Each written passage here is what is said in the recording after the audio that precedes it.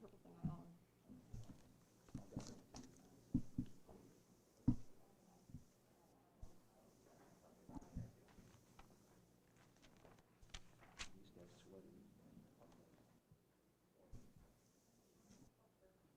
Purple.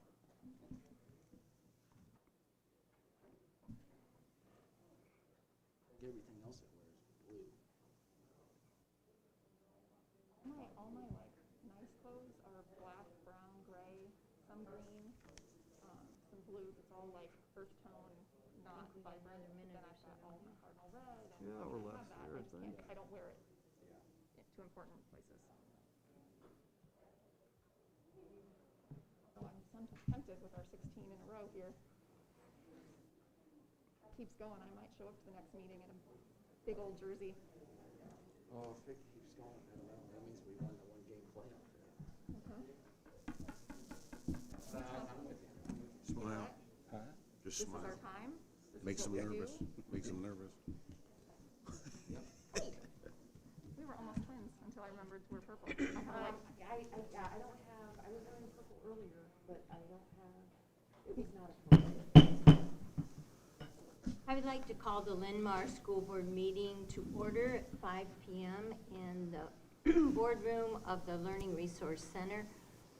Can a roll call please determine a quorum? Here. Eisenberg. Here. Lawson. Horry. Here. Nelson. Here. Wall. Here. Weaver. Here. Quorum is present at 5 o'clock.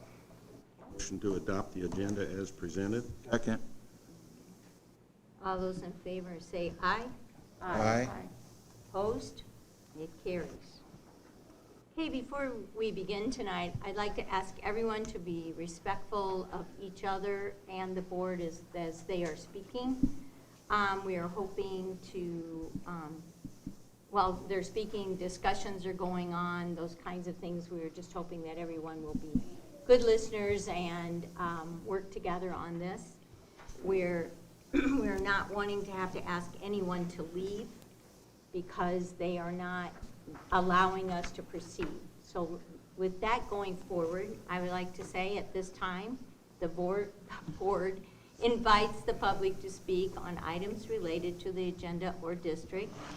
The board will receive and acknowledge comments, but will not engage in a dialogue with the speaker because of the set agenda for the meeting. Remarks are limited to 3 minutes per speaker. Remarks should not contain names or other identifying information about students, teachers, administrators, or other personnel. At this time, is there anyone wanting to speak?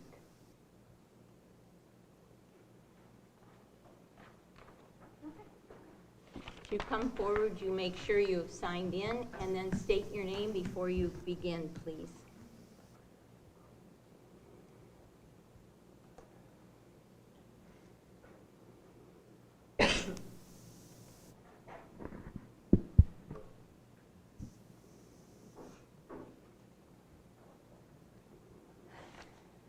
Okay.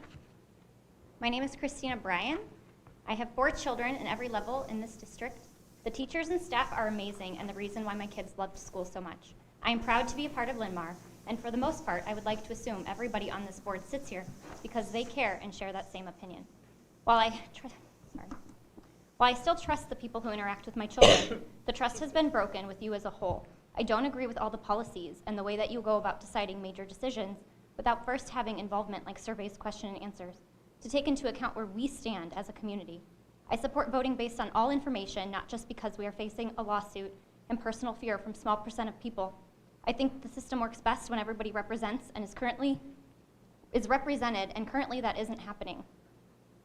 It's because I want more transparency and choice that I even started involving myself in the school board things.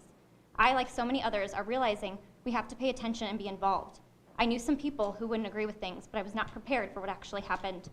I want to publicly come out and speak on the false claims being made recently, due to the current smear campaign and the people wanting to charge 12 moms, myself included, with aggravated misdemeanors because we don't agree with them.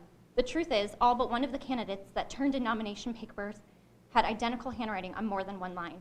If that was going to be an investigation, it needs to be on all parties, not just one. I support fair elections and doing things the right way. What I don't agree with is hypocrisy and one-sidedness. Community members and KCRG have twisted the truth and published absolute lies. There was no cheating or ill intent. Where there was question, we set the record straight. The school board voted in agreement, but it didn't end there. That man decided to take things up a level and threaten the sheriff to get involved, while turning a blind eye to the people he is friends with and supports who had the same situation. My request going forward from the school district is to have more information out there to let it be known that it was not just a piece of paper for you guys to see. While I should have looked into it ahead of time, this was miscommunication for all but one candidate and their supporters. I didn't know this could happen, that it would be public and leave everyone open to strangers knocking on their doors and blasting them online. He didn't question his friends and other people's paperwork, and combing through all, there is absolutely similar issues with all but one of the candidates. We are parents, not politicians, and we're learning how this all works. The fact he wants to press charges and remove 12 mothers from their homes is terrifying, and the fact that you haven't come out in defense of what has transpired is also disheartening. We need more information other than a small paragraph at the top of a page. For example, warning, this is a legal public document, and by signing this, you acknowledge that you are at the mercy of the public and anyone can come after you for supporting this candidate. I close with this. We are not anti-mask, we are pro-choices. We want parent, teacher, and children's opinions to matter before taking a vote on things that impact our children. To the parents of this district, you cannot sit this one out. Reach out to the candidates and ask them questions so you know where they stand on these important issues. You cannot be silent, you must get involved and know who is trying to make the decisions. Our children's futures depend on you. Vote November 2nd.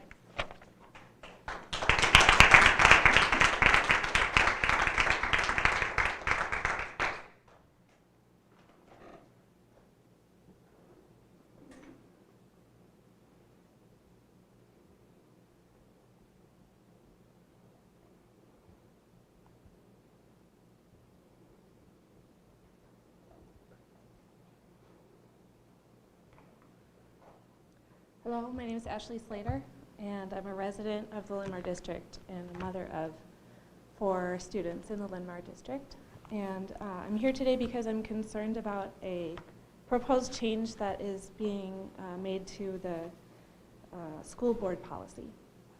And the change has to do with petitions being brought to the school board to get an item placed on the school board agenda. So currently, the policy reads, regarding petitions or other submitted written materials, the board will only receive the petitions or materials and not act on them or their contents at the public meeting. That doesn't have any signature requirements in that. No number is listed for how many signatures. And the proposed change reads, individuals who wish for an item to be placed on a board agenda must submit a valid petition to the board secretary.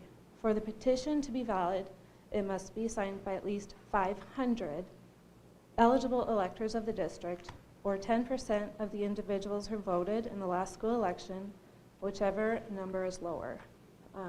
500 signatures is unreasonable, it's excessive, and it's a burden. It's a burden for parents who want to have an item added to the agenda.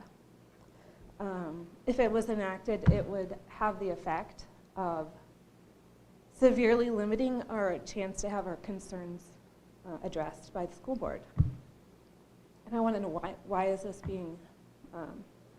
change being proposed? So I request that the school board give an answer to that, to me and to the public, like in writing. I want to know the reason for this change being proposed. If you would, this week. I request that information from you. Furthermore, I respectfully request that this particular part of the proposed changes be rejected and that the policy remains as it is without the 500 signature requirement. I trust that the school board will continue to value our input. And I think that by rejecting this change, you will show that you are willing to hear our input. Furthermore, one final request is seeing that this document is 44 pages long and there are many, many changes being proposed in it, I request respectfully that the vote on this procedure be postponed to a future regularly scheduled school board meeting so that the public has time to read it and digest it and give their feedback. Thank you for the opportunity to speak today.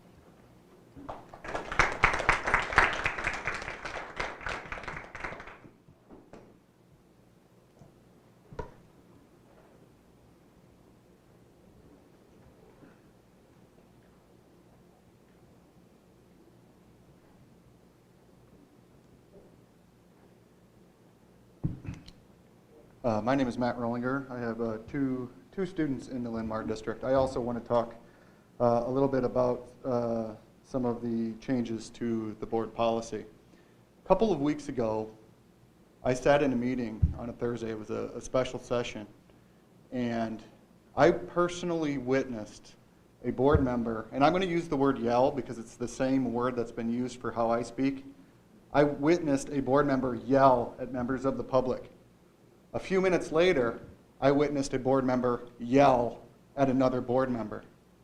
I am not up here to tell you that was wrong. In fact, I am up here to tell you that I agree with you. You had been wronged. Both of you had been wronged, and you stood up. And you stood up for yourself. You have now a little bit of knowledge of what many of us have been putting up with for a year and a half. Do not mistake my passion for anger.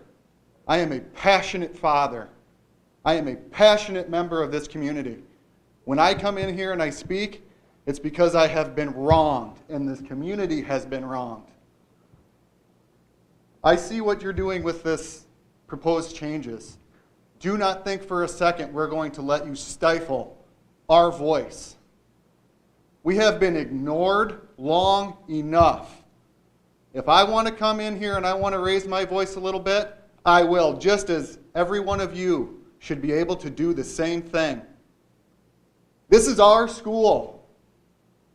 We are angry, and we're going to make change. Again, do not mistake my passion for anger.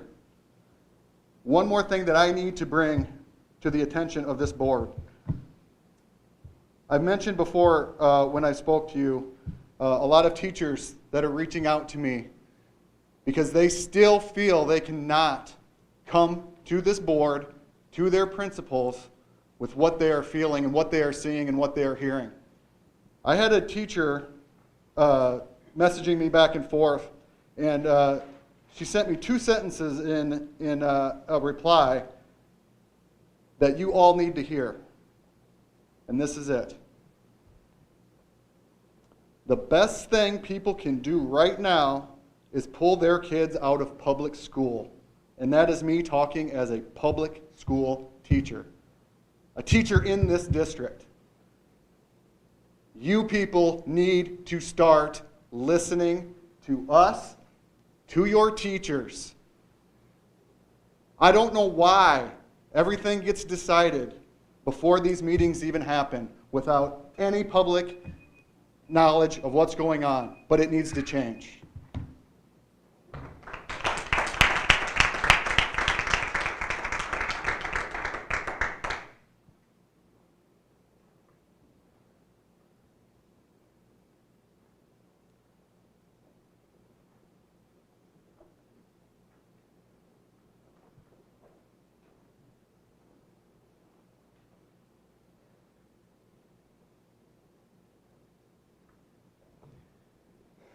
Hi, my name is Aaron Scott Berta. I am a 2021 graduate, and I have a lot of questions, but I feel like they only have one answer and one solution. Over the past year, and as the few weeks have been ramping up, I have seen and heard and watched not just videos, not just like in person, I've witnessed parents yelling at other parents, teachers yelling at other teachers, neighbors yelling at other neighbors. I mean, this is insane. This is a school board. This is not the presidential election, and this is not the United States of America. This is Linn-Mar. This is a school. We should not have grandparents screaming the F word at other people in this room. We should not have a faculty having to yell across the room at one another just so they can talk. I mean, I am 18 years old and I am picking up on this.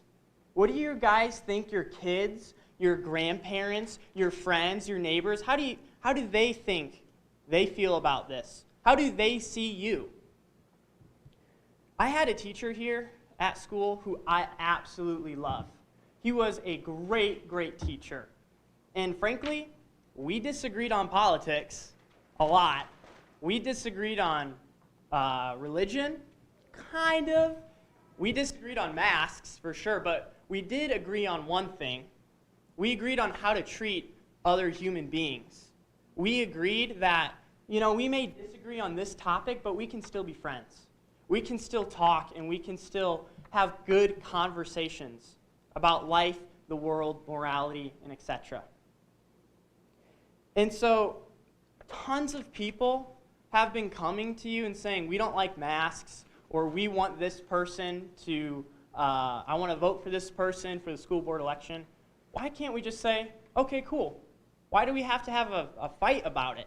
Why do we have to put up brass knuckles and say, no, you can't do that. You don't agree with me. And the same goes for my side, too. I mean, we can't just be screaming at the other side. How is that going to win? How are we going to win our opponents over? And vice versa. So what I'm simply asking here today is that the community and the school board take steps in order to heal before you guys have your own civil war. Because people are going nuts. I've seen it on social media. I've heard it from friends and neighbors. We just need unity. Thank you.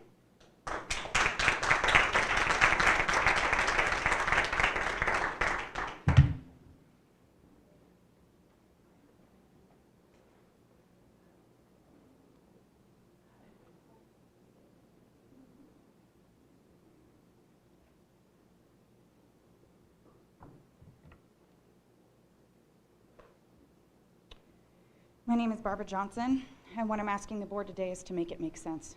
How do we get you to keep your personal political opinions out of our children's education? Make it make sense. How do we trust in a board that will only allow religious belief exemptions it so chooses, that go against its own prided belief of inclusivity, threaten our children that if they do not comply that they will be excluded, face consequences, cannot attend school, and that their body autonomy does not matter? How can we as parents trust that no adults or anyone superior to our children now or in the future after this type of grooming will not take advantage of this?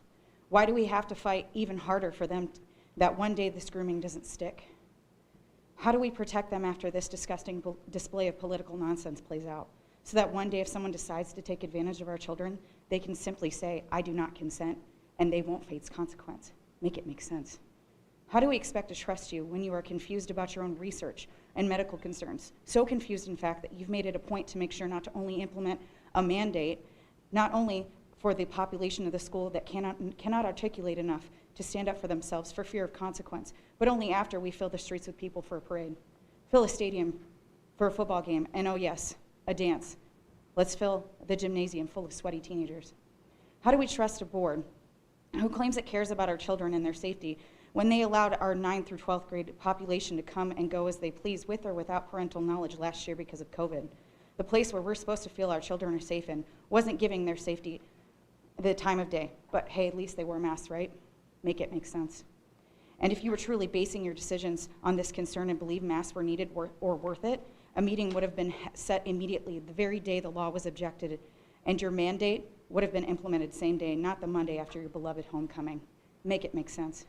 How is it that a board that has been operating these sessions with little input by parents, the very people that should have that, whose number one priorities are our children who attend this school, and yet you speak with prominent members of the Linn County Democratic Party, the same people stalking and harassing others, spewing illogical and hateful claims on social media, telling complete strangers to go kill themselves after a mere comment over their obscene behaviors exhibited in multiple meetings and their very public and immature outrages, then collude with political parties and policy on both sides, which has zero room in the school system.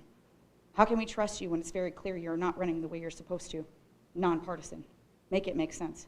Our schools are for education. Our schools are for safe interpersonal learning. Our schools are for tolerance and inclusivity.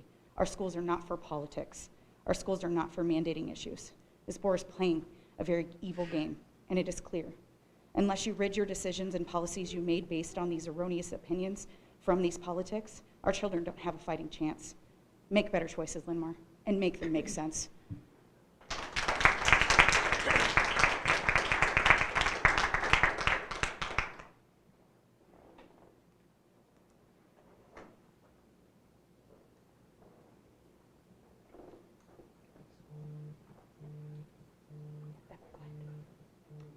Evening, everybody. I didn't plan to get up and speak on account of my sidekick here, but I figured I'd get it in quickly before he melts down any further. So, Can you tell us who you are? my name is Cody Nye. I've got Thank you. a young student in the Linn-Mar district, and we'll see about the other two I have. Essentially, I want to address 2 points. I think for the students here at Linn-Mar, you guys have given a master class in how to split the baby on an issue. From what I heard in the last meeting, I heard one person address a lawsuit, which it's apparent you're afraid of a lawsuit, and the rest were just emotional appeal, talking about anecdotal cases where you feel that masks are necessary for the student population. Nobody really brought up any data or anything to back up why you guys are implementing masks for the least vulnerable population. This kid right here, for example, a 40-year-old person that is fully vaccinated is less safe than he is, maskless, unvaccinated. It makes no sense to burden kids and put masks on them when it's going to be a distraction in the classroom. I also know a lot of teachers. None of them think that it is to their benefit to have masked kids in their classrooms. Excuse me. Aside from that, kids wearing masks, there is plenty of research out there that's coming out. One of the largest studies I've seen is 90,000 kids. They determined that masks are ineffective for students because they don't have training on how to wear it properly. They're not wearing the right masks. It's not a matter of preventing students from getting the virus. Everybody's going to get it eventually. This population, the youngest students you implemented this policy for, they're the least affected by it. It makes no sense to mask the young children. Thank you.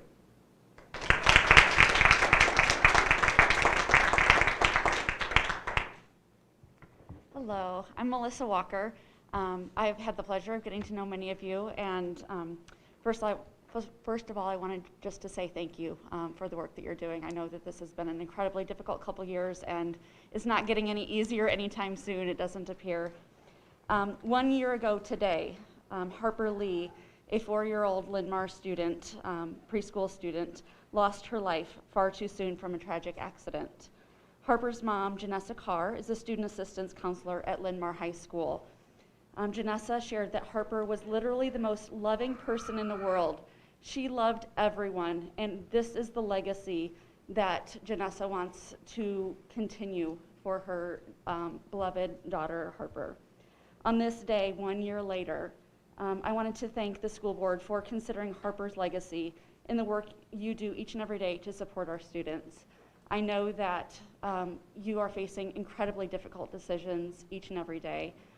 I've had the opportunity to talk to almost every one of you individually and hear about how you're going about making these decisions.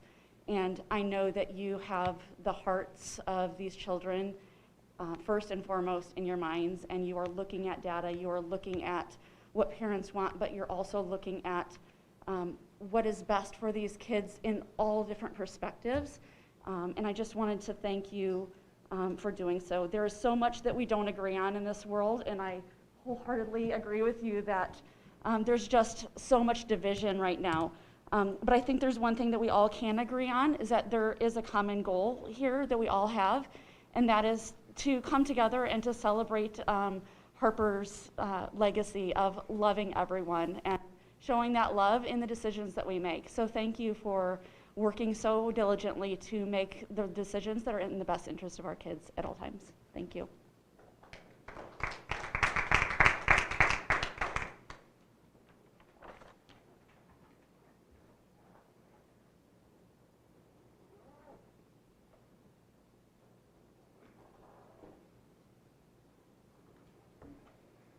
Hello, my name is Kara Larson, and I have 2 students still in the Linn-Mar district, one at the high school and one at Excelsior. I would like to take a couple minutes to thank you for a program that has helped us tremendously in the last year and probably does not get a lot of public thanks. When my second oldest was done with his junior year, I received a call from the gal in charge of Compass. I knew a little bit about Compass at the time because it was recommended to us for my oldest when he was having panic and anxiety attacks. But I never got any further to really learn about the program. She then asked me if I knew Owen was behind in credits to graduate. I said yes, but his counselor told me throughout the year that he was behind but was still on target to graduate. And I had spoke with her just a month ago. She then proceeded to tell me he was over 120 credits behind to graduate. I was shocked. I'm not here to blame anyone, as I should have been checking on his credits as well. But I do want to say I am glad that the high school students now have the same counselor all through their 4 years. I think if he had had that, it may not have happened. In talking with her and learning about Compass, I had hoped that Owen would be able to catch up and graduate on time based on what she explained to me. So I'm here tonight to thank Linn-Mar and all of those involved in the Compass program. Because of the program, Owen actually finished his senior year early. Without this program, he would have not graduated with his class. I know Compass serves a lot of kids in different ways, those who are behind in credits, those who have anxiety over being in school, among others. The only thing I wish is that more people knew about the program and there was more room to accept more kids. Thank you.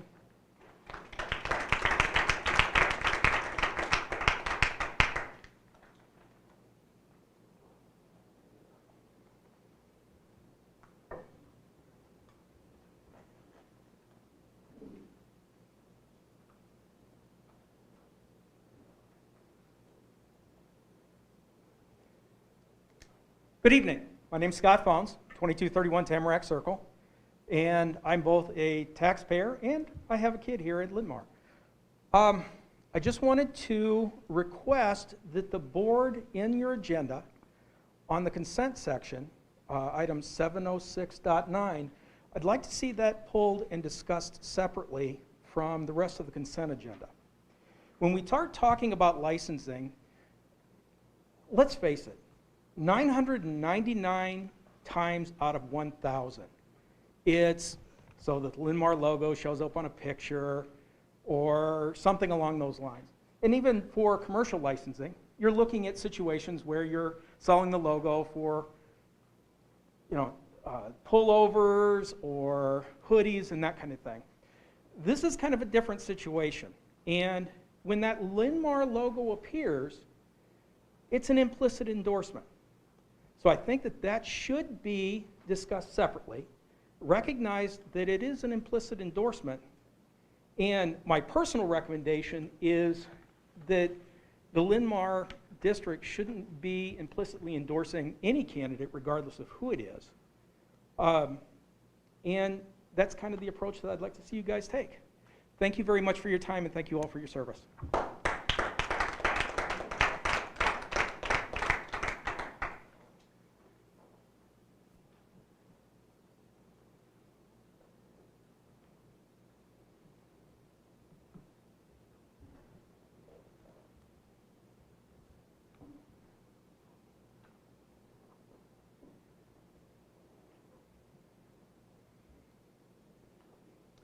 Hello, my name is Geraldine Jones.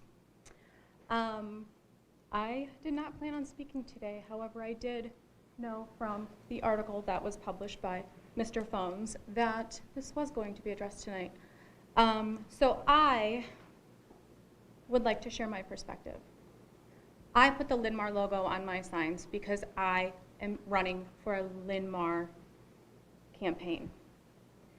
It is in no form, in my opinion, an endorsement.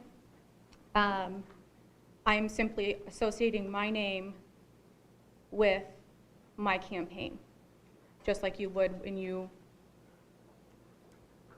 put Iowa on something. You're associating yourself with that state, whatever the case may be.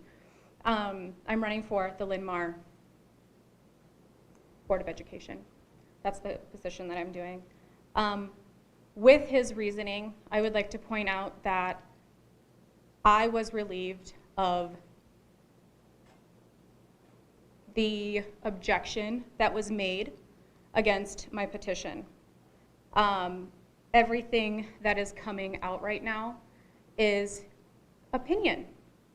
And as a very popular topic, I would say, of a Linn-Mar resident, I feel that that opinion is that of himself.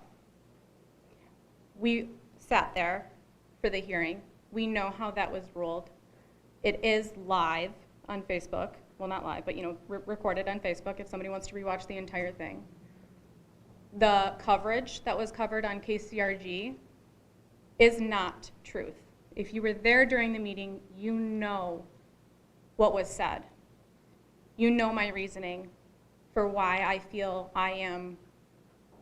there was no ill intent on this. And if this decision is going to be made in private or separate, I feel like you guys should discuss it. Discuss if this is something that you guys should do, and discuss it in front of all of us. Because we operate on transparency. We want to be a part of these decisions. And if everybody feels, or if some people feel, that I cheated, that's at their own discretion. I know in my heart that I was acting in honesty and transparency. I solely stand on honesty and integrity, and I do not veer from that. If you want to vote on this, take it to a vote. Thank you for your time.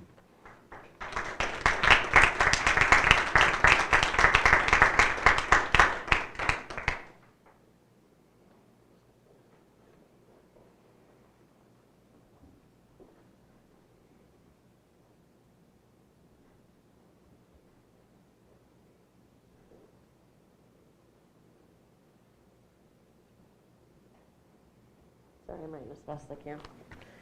Hi, I'm Sue Atwater. I always think it's silly that the audience has to comment on their thoughts before they have the opportunity to hear what's going to be presented, but here goes. I understand early separation is purely a financial decision for the district. It is not a reward for teachers for a job well done. I understand that the money that the bucket comes from has kind of taken a hit, that the early separation. But I have to wonder if the condition of the bucket will be any better next year or for years to come. I also wonder what was the condition of the bucket last time early separation was offered, because the payout amount was much bigger last time early separation was offered. But I'm not here to talk about buckets. I'm here to talk about the theory that teachers will stay longer if no early separation is offered, and this will help the teacher shortage. With all due respect, I believe just the opposite will happen. I taught 5 more years than I would have because of early separation.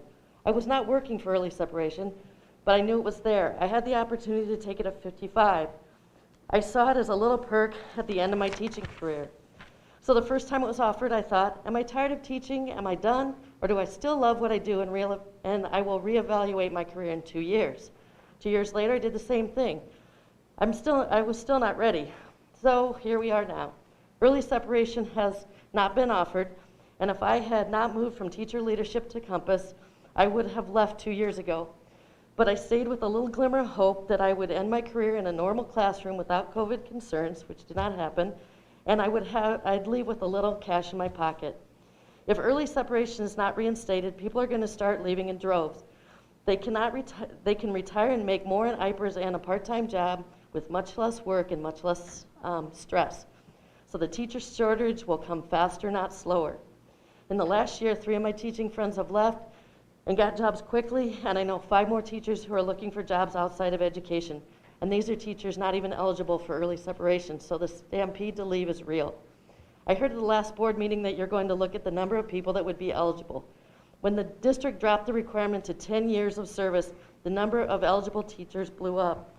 So if that was to change to 20 or 30 years that it was originally, the number of eligible teachers would drop dramatically. For example, if you said a person had to have 30 years of service, that would include 15 people, mostly elementary teachers, and only 1 teacher from a high needs group. 15 making the assumption that they are all eligible. So please consider making early separation work this year. Offer it to people that have 20 or 30 plus years in the district. Give them half now, a half, and the other half a year later. That's been done in the past. Do something to give teachers some hope that early separation is not gone, because if you wait until next year, and you are unable to offer it, you could have teachers walking off the job and retiring on the spot, and that's not good for kids. Thank you.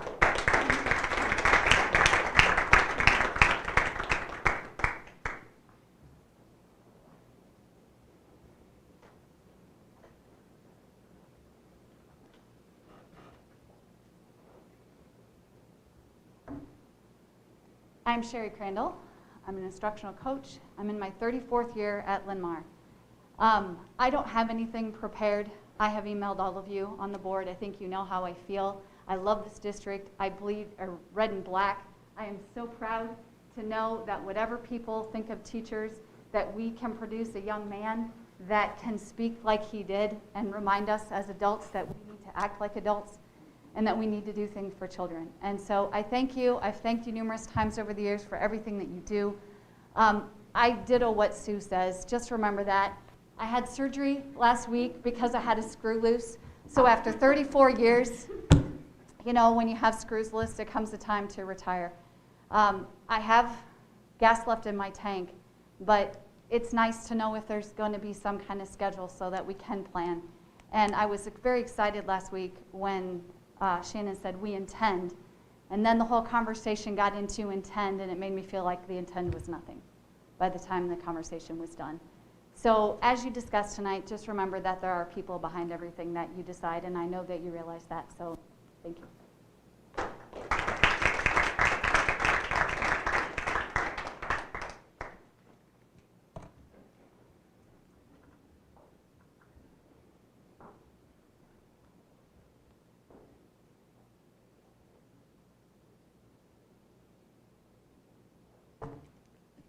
Hello, my name is Dee Westbrook, and this is my 36th year teaching at Linn-Mar.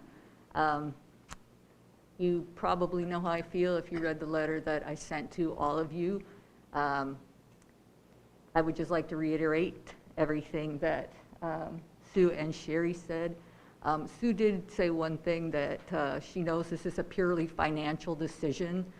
I would hope that it isn't purely financial, because staying at a school for 36 years takes a lot of time, a lot of dedication. I wouldn't have done it if I wasn't invested and if I didn't care about Linn-Mar. When early retirement was offered to me years ago, I was told that, although it's not guaranteed, Linn-Mar does it every 2 years. And I was told that by someone in a position of authority. I was led to believe I had 2 more chances to take early separation, and now it seems like that might not happen. And I think that would be a shame. I don't have gas left in the tank. I'm tired. You know, maybe I could stick around for a few more years. And if I did, I would give it my all. But early separation, to me, is something that would benefit both the school, because I think you would be saving money, and you have the power to decide how many packages you're going to give. And Sue mentioned upping the requirement, and if that's what it would take, I think that doing that is something that you should consider. 10 years, I wasn't aware that change had been made. 10 years, when you compare it to 30, 35 years, seems like it just doesn't seem rational or reasonable. So I would hope that you would offer early separation package this year, and thank you for your service.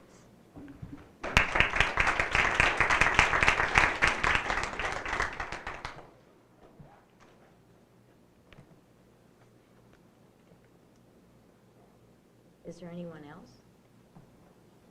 Okay. Thank you all. Next, we will go to the superintendent updates, please. Yeah, very brief updates for you tonight. Our school year continues to go well. We've had a really good start to the year now that we're into 5 or 6 weeks, whatever it is. And tonight you'll hear one example of that is Associate Principal Kim Belt at the high school will give an update on our fine arts programs. In upcoming board meetings, you'll also be hearing about our athletic department as well as our venture academic program. But our next board meetings, we'll continue to have these academic and activity highlights in future board meetings as well to highlight and recognize many of the things that are happening across our schools. So Kim will kind of kick that off here in a few minutes. So glad to have that happen. Since the last time we met, homecoming week was successful. Parade, games, dances, all the activities. It was great to have events and social opportunities for our kids once again. Weather cooperated. Really good week to kind of celebrate all things Linn-Mar and celebrate all the opportunities we're experiencing again this year. So, and then just two more recent recognitions I want to make sure to highlight as well. We have 8 students that are semifinalists for the National Merit Scholarship. I want to congratulate all of those individuals. Their names are listed on the website right now, and they will be in your board packet for next time as well for the cabinet update. Congratulations and good luck to all of those individuals. And then just this past weekend, our Marching Lions had a wonderful performance at the Linn-Mar Marching Band Festival. Honors was a pretty long list, but everything from best drum majors, best drum line, best color guard, best horn line, first place in Class 4A, and first place overall. So congratulations. If you were around town Saturday, you heard a lot of bands playing throughout the day, throughout the community. So kind of a cool festival and a cool vibe to the sounds of Linn-Mar and through all the community. So congratulations to those students and staff as well. And that's all I have for an update for you. All right. Next, we have Fine Arts update with Principal Kim Belts. Thank you very much. I'm Kim Belt. I'm one of the associate principals at the high school, and it is my pleasure to get to work with the Fine Arts Department at the high school. I've been in this position for 15 years now, and so I've gotten to know our music and drama and speech group, and the adults that work with our students are outstanding. We could not ask for a better staff to propel our students to the excellence that they have. Kind of our goal with Linn-Mar Fine Arts is participation with excellence, meaning that we want as many kids to participate as possible, no matter what their ability level is. We try not to cut at anything. In fact, if we don't have enough spots for something, say on a play, then we help them find a way to participate with tech or something like that. So we also want to, though, make sure we always produce a very outstanding product for our community and for our kids to enjoy. And so in doing that, we have to really think about lots of different things, like the spaces that we have, the finances that we have, and things like that. And so, again, the adults that work with our kids do an outstanding job of just making everything work and come together for our kids. So some of the things I want to focus on are what we did last year and what we have coming up this year.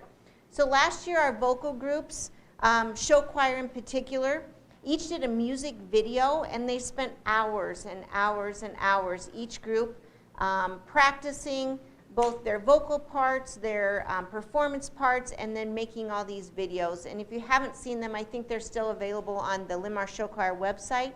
But each group did an outstanding job. It was different for the kids for sure. They didn't get to do competitions, but I think it was so unique that they also loved that as well. And it's kind of a lasting memento that they have. This year, however, we're back full force.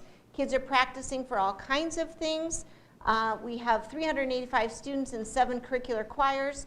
We have 185 students in 3 show choirs, and that doesn't include the bands yet that support the show choirs. Those haven't been chosen yet. We have 28 students auditioning for All-State that comes up here late in October, and an additional 24 students that are freshmen auditioning for Opus Honor Choir, which also takes place at the beginning of All-State. So lots of kids wanting to get back to whatever normal is and participate.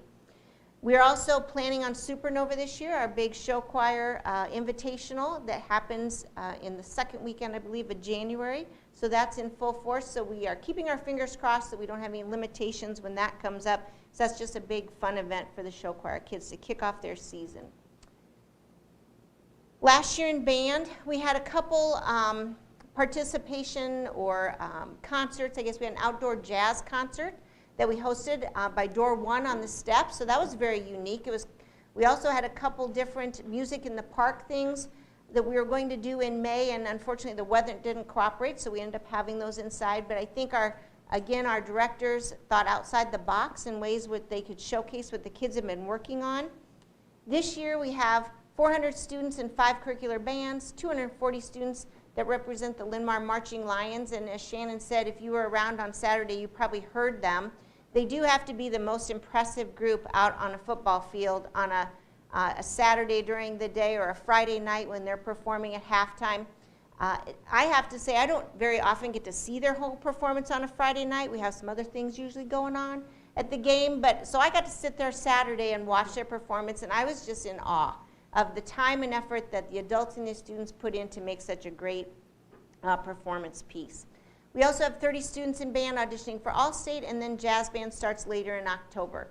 So all of those things also happened last year, just in different formats. The picture on the lower right there are students who made All-State and jazz band last year. It's just unfortunately they didn't get to perform then, but they still had the honor of competing and being nominated.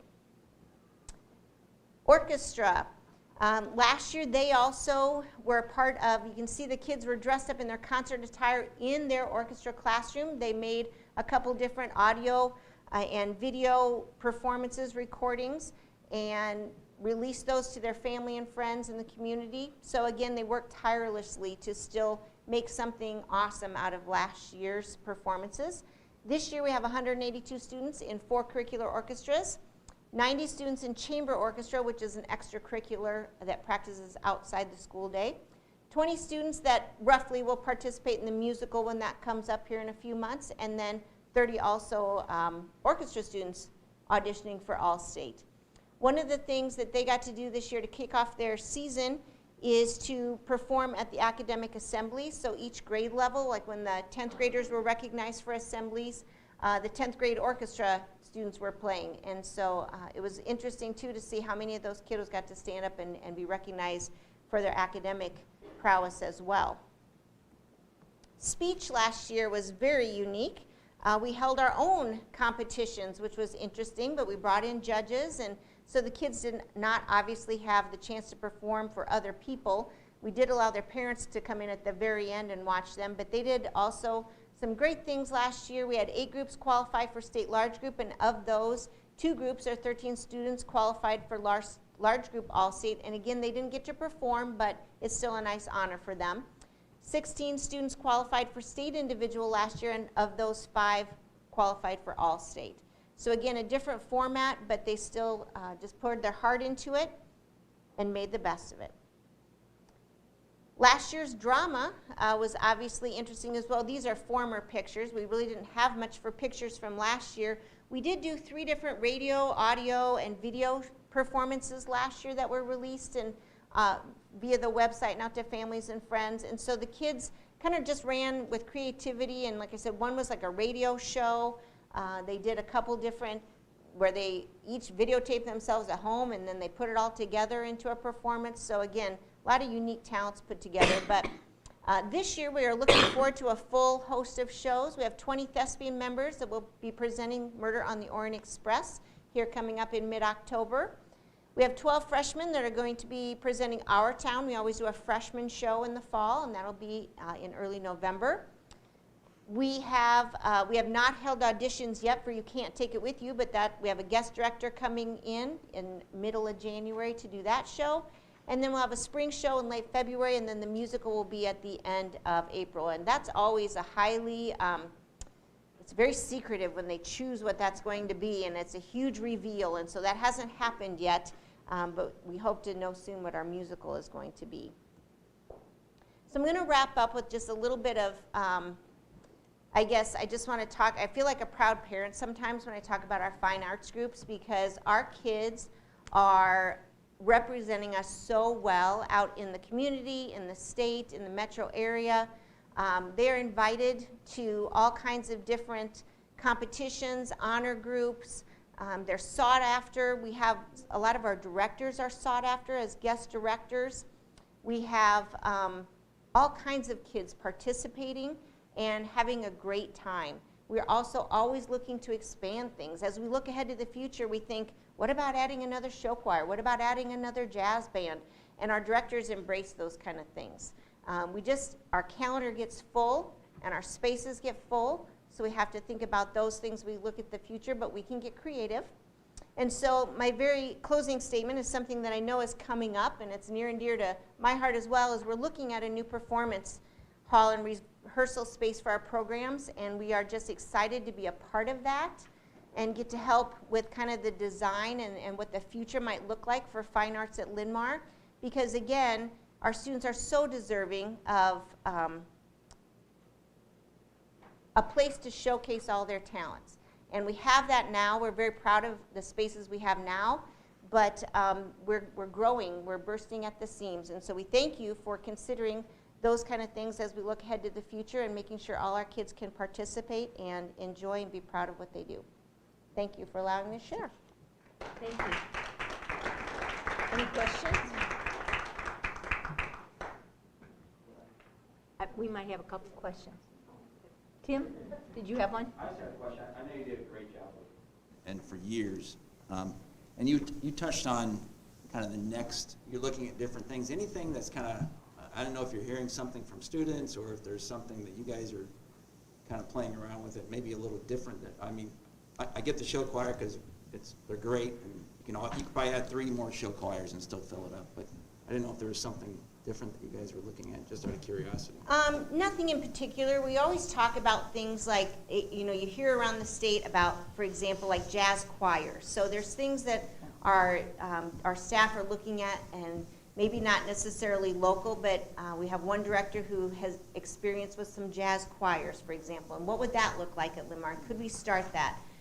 There's other things, we look at some of the plays and the musical and things we do, and could we expand those kind of offerings? Because again, kind of like the basketball team, only 5 people can be out there. We can only have so many people on stage in a certain play, but you can have all kinds of extras. But could we give them another opportunity to do something different? So just looking about expanding those opportunities. But again, it kind of boils down to, do we have the time and the space and those kind of things? Because I guess it's a great problem, but so many of our kids are involved in so many things. Like I was just working with the athletic director today on next week. Somebody's in cross country and show choir, and then they have marching band. And so how can we make it all work so this kiddo can try to attend, at least bits and pieces of all those things? And so I think more than anything, it's just making sure that we keep the whole student in mind and making sure that we offer as much as we can and try not to limit. Because the kids want to do all kinds of things, so we just had to keep up with them. Sounds good. Just because you kind of went down that path, I have heard from some fine arts students, they love the programs. They're not complaining at all. But because of the tight schedule, they have to miss out on academic opportunities, like certain classes they can't take because of the fine arts schedule.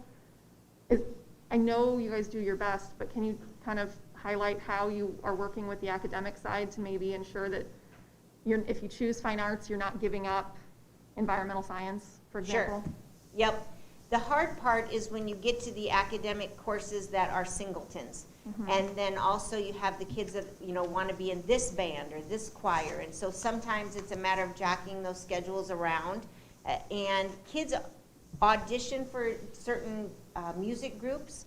And so then if their music group happens to conflict with a class, they do have the option of changing music groups if they want to. So we do try to work with them, and we do try to look at, are there ways to, maybe tweak the schedule so that we can, if we have too many conflicts, I know we look at the schedule before we release it and look at how many kids have a conflict with that so that we can try to work around it.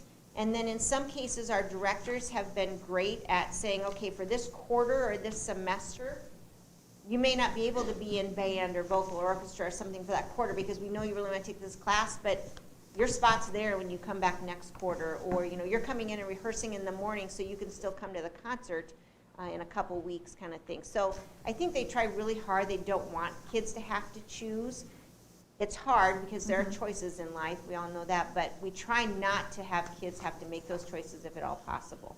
So we really do try to work around it. No, that was great. I didn't know that they could still practice a different time and still participate in the concerts, but not technically be in the class. That's great. Thank you. That answers my question. Good. Anyone else? I just had a question about the speech program that I saw up there. Can you give me a little background on what that is? I didn't know that we had any kind of competitive speech program, and I'm just really interested in what that looks like and what it entails. Sure. The state offers, we do a local, kind of like a local contest, and then we have, that kids can qualify for state from there. And so they would go to, like we've hosted before and had some of the local schools come, and we have, for example, when we've hosted, we have probably 20 classrooms set up with judges, and kids compete in everything from, a large group could be like a one-act play, or it could be radio theater or something like that. There's certain categories. And then at the individual level, it might be something like poetry or expository address or some of those kind of things. And so there are 2 different seasons, so kids can participate in one or the other or both. And then once you get that local competition, there are usually 3 judges, and so then if you score 3 1s, you're typically automatically in state competition. And then once you go to the state competition, which is again kind of a regional thing, again, depending on your score, you can be nominated then for All-State, which is quite an honor for kids to go to. And in some cases they perform, and in some cases they're just there to be recognized. But it is a lot like a music competition or something like that, where you can perform as an individual or as a group and then be recognized for those things. So we currently have a freshman program where there are freshman-only events to get a lot of kids started in that. And we have 1 coach that's kind of dedicated to the freshmen. And then we have 2, I guess, 10 through 12 coaches, but then they all kind of help each other out. They have their specialties. One person happens to do a lot of the radio things, and LMTV is often a part of those kind of things. And so 3 outstanding coaches that take care of our speech kids. Thank you. That's really interesting. I have never heard of that was never something that was offered when I was in high school. It's really, really interesting, and it's just, I guess, another reminder of how Linn-Mar really does excel at offering, just such a wide range of opportunities for our students, and the ability to be really well-rounded, and that's what we want for kids when they're, going out into the world. So thank you very much for that information. Yeah. If you want a fun image, I was in group mime in speech in high school, white face and everything. Thank you, Kim. I don't think anything else. We're good. Thank you. Next, we have a report about review of the fiscal year 2021 certified annual report. JT? Yeah, 2 things I want to point out before I get started. 1, it never fails that I have to follow something exciting like fine arts or some sort of celebration. So whoever put the agenda together or the order. You're welcome. 2, I feel like I need to say they stayed. Usually when I get out here, there's mass exodus. So far, so good. Yeah, prepare for your lunch. Just wait. Just start talking, JT. Just so we're clear, tonight we're doing a financial review we're looking backwards. So we're looking at last year. Our fiscal year was July 1st, 2020 to June 30th, 2021. By law, our books have to stay open 2 months past that. So officially our books can't close until really about September 1st. So we're looking at last year. So that's just a brief.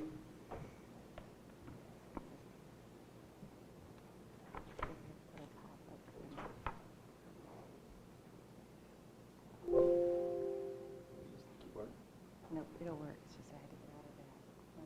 Perfect. So just a quick overview of the agenda, review of fund buckets. Sue, thanks for that segue into that. Maybe you can come up here and do that portion of it. Certified annual report, we'll kind of go over the general fund and other funds. We'll touch on the special education supplement, and then also some of the annual transportation report information. One report that we typically talk about that's missing is related to our limited English proficiency report. The DE has not opened that application. They're having some technical issues on that on their end, so I won't touch on that tonight. So looking at the overview of funds, these are the funding buckets. You've seen this every time I get up here. I show you this slide. Again, we have different funding buckets, different revenues come in, and expenditures can only come out of certain funds. The funds that are highlighted there in the yellow, those are the funds that make up our property tax levy. So just be aware of those. Just for your information, last year's property tax levy was $1,801 per $1,000 evaluation. This current year we're in, it's $1,787. So it did go down from the previous year. As I get into talking about the financials, just so we're clear, these are unaudited, so they're not necessarily final. The auditors started with us today, so it's been an awesome Monday for me right now. So. Anyway, let's talk about the general fund first. So on the revenue side, just a quick pie chart. Total revenues in the general fund for last year, $96.7 million. You can see kind of the breakout there.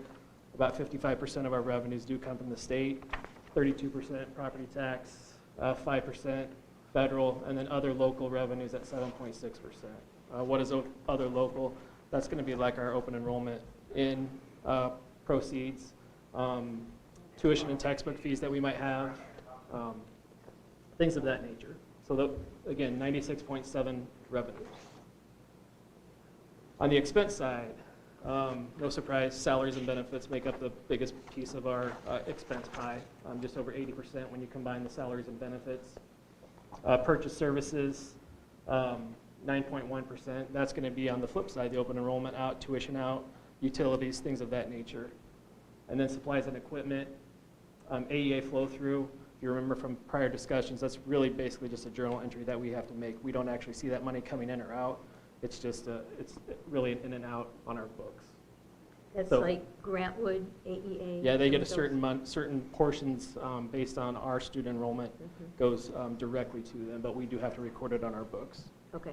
So total expenditures in the general fund, $93.8 million.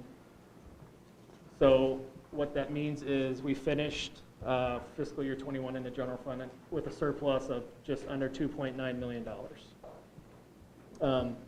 If you look, it's kind of small, but the third line down from the revenues, the federal sources, you're going to see that those increased over 114% from the prior year. Again, no surprise if you've been following along, received a lot of federal relief dollars over the last 12 to 15 months. So also, if you look at the very bottom line, our end of year fund balance in the general fund, just under $14 million. So very healthy financial position with the general fund.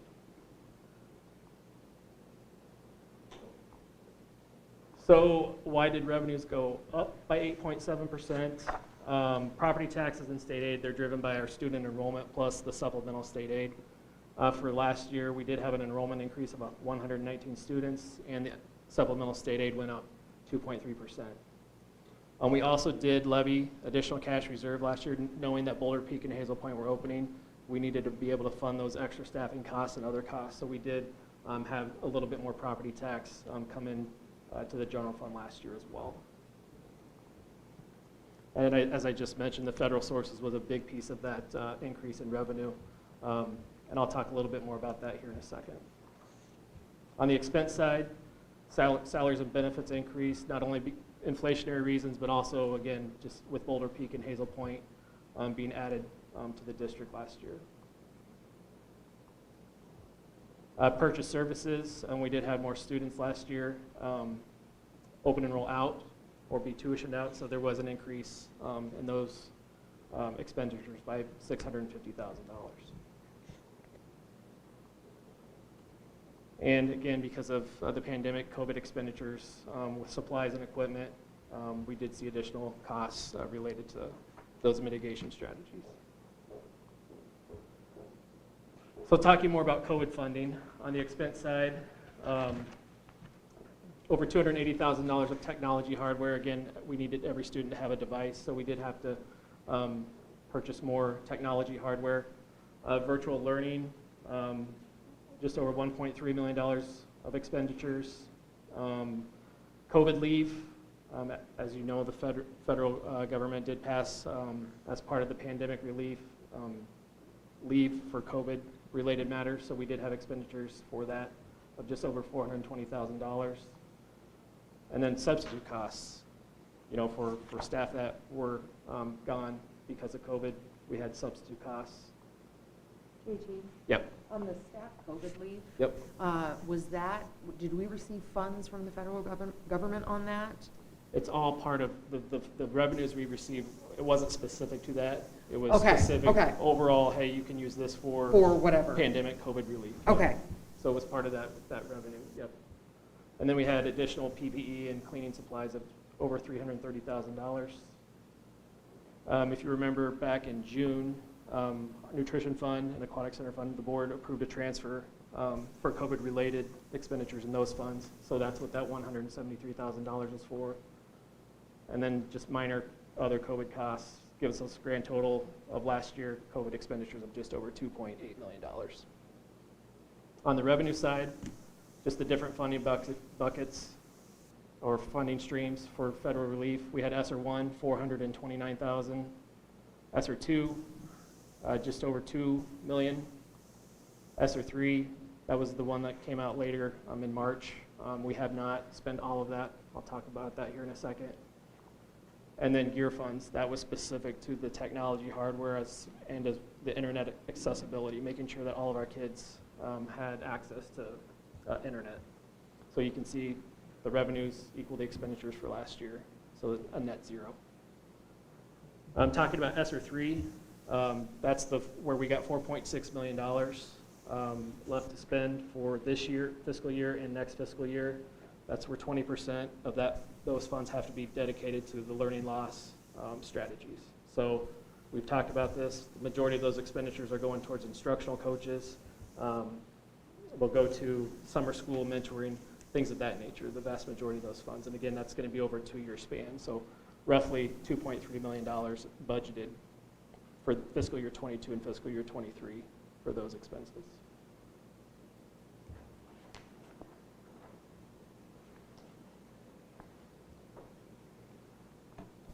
Looking at our financial metrics for the general fund, we have board policy 801.4 that says we won't fall below 7% solvency ratio or unspent authority balance.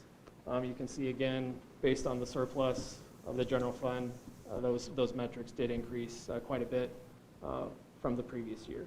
So solvency ratio 14.5, and then a UAB ratio of 15.5. So again, just measures of financial health indicating that we are in a strong financial position right now. Are we going to look to take that back down? I was just kind of looking at the trend here. And so it's a little high, not alarming, especially not right now when things are so, dynamic. Yep. So I'm just kind of curious, are we wanting to keep it there, or are we going to try to spend that down a little bit? Typically, I like to keep it about 10%. But again, because of the federal relief money coming in, and we know that's going to end as well, I do expect that trend over the next few years to level out and to go down. Okay. And also enrollment. We don't really know what enrollment's doing right now, to be honest with you. That's a big indicator of our general fund budget, so enrollment may drive a lot of decisions going forward too. Okay. Looking at the general fund balance breakdown, so there's 3 categories. We have unassigned or unrestricted dollars, which basically means that that fund balance isn't tied to anything else. Then we have assigned, which is kind of for example, they're assigned to like internal accounts. So like the band, for example, like Kim talked about, they may have carryover funds within the general fund. So those are assigned to that particular group. And then we have restricted dollars, which is like state categorical money. So we have probably the majority of the carryover for restricted dollars relates to our TLC program. And we knew that going in, so we have added positions to our TLC starting this year to drive down that restricted money. So our restricted dollars actually decreased substantially, you can see, by over $400,000. So that means we spent a lot of our categoricals last year. We had a lot of professional development carryover coming into fiscal year 21, but we spent all of that down giving our teachers, we kind of paid for 2 days of extra professional development for our teachers. So that's what drove down that balance. Questions about the general fund? No? Okay, I'm going to kind of scoot through the rest of the funds, because again, the general fund is our biggest fund. It's the heart of our operation. So I'll just touch on a few of these other funds real quick. Student activity fund. As you know, they're comprised of different activity accounts, whether it's athletics, it could be even like at the elementary buildings, they may have like a student counselor or something of that nature. So those funds different accounts have to be essentially self-sustaining within the activity fund. There's a large decrease in revenues and expenditures. Again, we were in the midst of a pandemic, so not as much activity with those funds. As Kim mentioned too, groups had to be creative, so they weren't spending a lot of money because they weren't generating, they weren't fundraising, they didn't have spectators at their events, so they were creative, and basically there was just a slight deficit in the overall student activity of just over $12 million or $12,000 deficit. So again, not a big deal. I consider that break even essentially.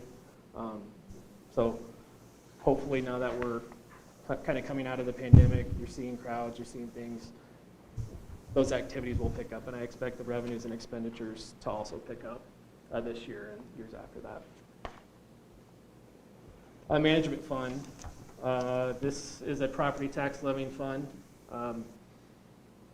It's, you can see there the expenditures, some of the expenditures that come out of property liability and vehicle insurance, as well as workers' compensation. Those premiums are going up in a big way. They went up a lot in fiscal year 21. They're going up even more in fiscal year 22 because of the derecho and all of the claims that we've had. So we're seeing 20 to 25% increase in our premiums. So that's obviously a big deal.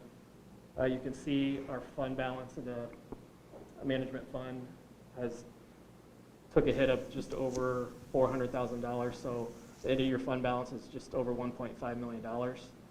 Looking into next year, I expect that fund balance to decrease even more because what we did when we passed the bond, we took the management levy down as far down as we felt comfortable in order to mitigate the overall tax increase. So we decreased management fund levy, debt service levy went up quite a bit.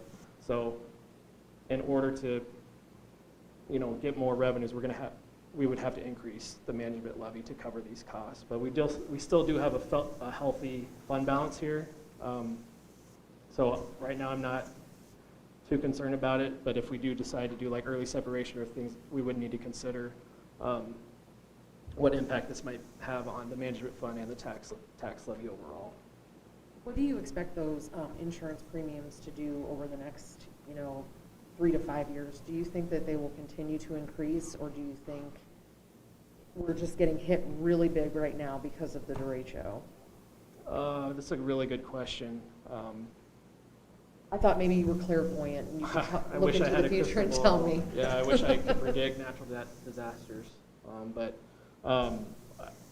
just with our sheer size too, I expect workers' compensation to continue to go up, even because as our payrolls go up, our workers' comp premiums naturally go up with it. So I expect that to increase, even if we do have good experience. I think that will increase for sure. Pro levy, this is a 13.5 cent tax levy, and basically the Oak Ridge track is the big expenditure that came out of here in fiscal year 2021. Save sales tax. For those that don't know, basically the sales tax throughout the state are collected and then distributed to districts based on certified enrollment. So roughly about $1,000 per student is distributed to districts throughout the state. And revenues and expenditures decrease is due last year, fiscal year 20, we had a bond refinance, so that kind of skewed the revenues and expenditure numbers. So you can see in the fiscal year 20 column, revenues of $22 million and expenditures of $21 million. Well, again, that was a bond refinance and in and out journal entry. We just did a bond refinance, right? But that's going to show up in fiscal year 2022. So you're going to see a similar pattern there. Next year, you're going to see a huge fluctuation. But of the $6.5 million fund balance as of June 30th, 2021, $3.8 million is required reserves for prior bond issuances. So sales tax bond revenue that we issued in years past, there's debt covenants that we have to meet, and some of those are to have a certain amount on reserve. And so $3.8 million, again, is reserved. We can't touch it. So that's an FYI, I guess. Expenditures, technology, we spent $1.9 million of save in 2021, and then principal and interest of $6 million to pay for our debt obligations. And as of June 30th, we have just under $50 million of saved debt. Pebble, there's a total of $1.67 a tax levy. There's a board piece of that, and then there's a voter piece. So the $1.34 is what the voters approved, and then the 33 cents is what the board approved. So again, a total of $1.67. Revenues and expenditures increased substantially because of derecho. This is where we accounted for the vast majority of our derecho expenditures. So I'll show you some of the derecho information on the next slide. We do have some debt from Pepple from the high school renovation that was done 5 or 6 years ago. There's $4.7 million of debt outstanding on that obligation. Derecho. So this is through August 19th of 2021. We received $7.2 billion of insurance reimbursements, and we've had repair costs of $6.9 million. These repairs are ongoing. We'll even have some ongoing into next summer. I mean, we did as much roof work as we possibly could, but there will be more roof work next year as well. But you can see the breakdown by facility there. The big ones were Boulder Peak and Hazel Point. And then the Aquatic Center was a big one as well. So again, I won't go through every single one, but you can see the breakdown there. Is there an area where the future expenses are more in one area opposed to other places, or is it kind of across the board? We'll do probably some substantial roof work at Bowman Woods again, the areas that didn't get replaced last year. A lot of the metal roof was actually, there's some damage, even there was a hailstorm in April right before the derecho, if you recall that. So we still have repairs from that particular storm to do. So it'll be Bowman Woods, Novak, Echo Hill, and even some roof work on this building that we're in right now. So. Other capital projects. This is Fund 35, what I call it, but it's an other capital projects fund. This is where all the money that we had for the bond issuances we had for the Hazel Point, Boulder Peak, as well as the bond issuance last year, the $15 million went into this fund. So $9.9 million of expenditures towards Boulder Peak and Hazel Point, about $750,000 towards Bowman Woods, $382,000 to Wilkins, just over $500,000 to Indian Creek, and then some district-wide security expenditures of just over $100,000 out of this fund. Debt service, this is another property tax levying fund. So this goes to pay all of our debt. We'll take, if you remember the SAVE slide where it said $6 million, that money gets transferred from SAVE to debt service to pay those the obligations related to sales tax. We obviously have general obligation bonds as well, and that's where the tax levy here in this fund goes to pay for that principal and interest. So as of June 30th, we have about $70 million of GO bond outstanding. Nutrition fund, this is an enterprise fund, so again, that means it needs to be self-sustaining, so revenues that go into this fund need to cover the expenditures as well. We did have what appears to be a large influx of revenues, but keep in mind, part of that was an ESSER transfer of about $170,000. But then what we call a capital transfer, when the Boulder Peak and Hazel Point were built, all of that kitchen equipment, that new kitchen equipment, has to be recorded in the nutrition fund as well. So that's another journal entry, if you will. It's not actually revenue coming in. It's, again, just a journal entry. So it kind of looks like it inflates the revenue by $692,000, but it's really just a transfer of money. It's not cash that we got, for example. So just keep that in mind as you look at those financial figures. I had a quick question. Yep. I know it's early in the fiscal year, but how are we doing with nutrition funds so far? Are you able to? There were some changes on school and stuff. So. Yeah, I shared this with the finance committee, just some numbers we looked at. I took September 20, I just look at one day, September 21st, and compared it to September 21st of last year. And obviously last year we were in hybrid mode, you know, so there were about half the kids were attending, half weren't. So our numbers compared to last year right now look really good. Our participation is fantastic.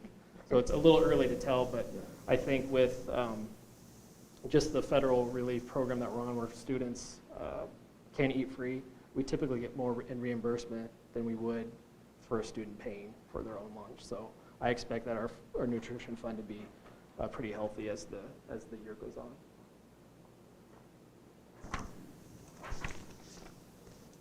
And again, talking about last year, our expenditures were down because we weren't serving as many kids. Our participation was lower through the hybrid and virtual formats, but also, you know, we had more students learning from home on a full-time basis, so we just didn't have as much, we didn't have as many kids eating last year. Aquatic Center, again, another enterprise fund, so whatever fees we charge need to cover the expenditures. And this is an interesting point in time. As of June 30th, it looks like their fund balance is really good, or their revenues of almost $200,000 versus expenditures of $94,000. Keep in mind, people prepay for their swim lessons, so all the swim lesson expenditures have not been realized at this particular time. So it's closer to more of a break even than what this necessarily shows. But it's nice to have the Aquatic Center back in operation. A year ago, obviously, everything was shut down, so it's good to have kiddos doing their thing at the Aquatic Center. Roar Store, student store, great learning opportunity for our high school kids. We really kind of have a hands-off approach. Mr. Brinkmeyer does a nice job of running this, and so their fund is healthy. And again, it's an enterprise fund, so it has to be self-sustaining. So they've done a nice job. Any questions about the other funds before I talk about special ed supplement? Putting you guys to sleep. That was my goal. So here we go. Special ed supplement. You're familiar with this. Obviously, every year we kind of do a reconciliation of special ed revenues versus expenditures. When we do this, the result is our largest underfunded mandate that we have. And this is the case for most districts throughout the state. So in 2020, we had a deficit of $3.7 million. The good news for fiscal year 2021, our deficit actually decreased. It's still a very large deficit of just over $3 million, but it did go down.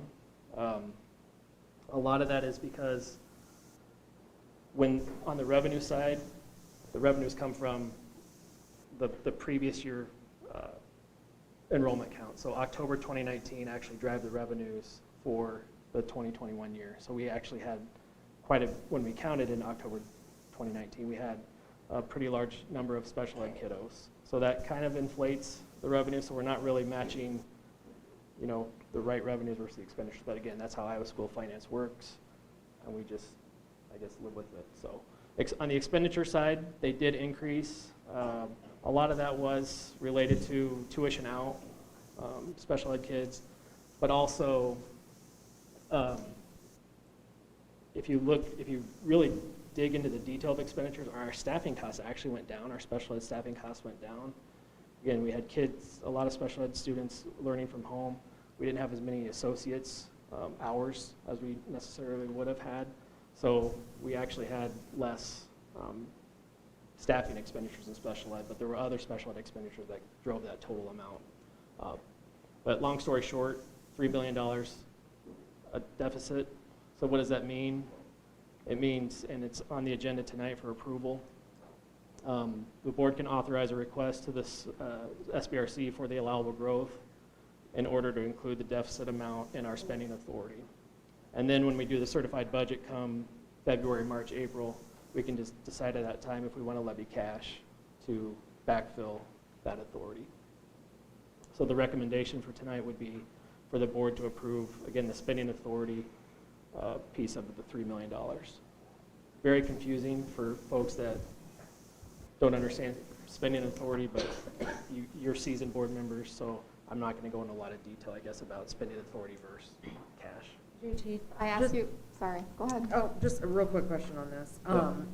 So the 3 million would come from our general fund, is that Yes. correct? Yep. And then we would make the decision whether we need to increase the tax rate in order to make up that money. Correct. Is that correct? Yep. Okay. The first step would be to approve the authority Yep. piece, right? Which is something that needs to happen, and then, to your point, yes. Then Okay. we decide, okay, do we have, for example, do we have enough in our reserves where Right. we don't need to levy? Do we need to, or do we not? Right. So we'll Okay. decide that again once we kind of have all of that budget information at our fingertips. So I ask every time you and I have this conversation, I'm going to ask again. Yep. Love state mandates that don't come with funding or are underfunded. Is the state at any point in time addressing this? Because every single district in the state just about has this multi-million-dollar deficit every year, and we're not getting the funding that they say is needed to do the things they want us to do. So are we having that conversation again this year when the session opens up? Yeah, to your point, the conversation comes up every year. I think we were actually fairly close to having them address the weightings, because those weightings haven't changed for decades, so I think that there is a little bit of traction on that end. I think what's more likely, though, is there's more likely to have more federal money coming in to support special education than maybe at the state level. Just kind of reading through just what the federal government is saying about their priorities and whatnot, I feel like that's probably more likely to have more revenue come from the federal level, more immediate than the state level. In reading the federal tea leaves, do you see it as being enough to eliminate a good chunk or all of our deficit? Or is it just like a hole in the bucket, it's not really going to help? I don't know that. Okay. I would be hard pressed to believe that we're going to get enough federal money to cover a $3 million deficit. Obviously, anything will help, but I honestly do expect our deficit probably to go up next year. Just, again, knowing where our special ed enrollment count was last year and the expenditures that we're going to have, assuming that we don't get any additional money to mitigate some of that, I would expect a little bit of an increase in the deficit. And even though you think the funds potentially can come from the federal government, the mandate is the state, correct? The underfunded mandate is from our state? That's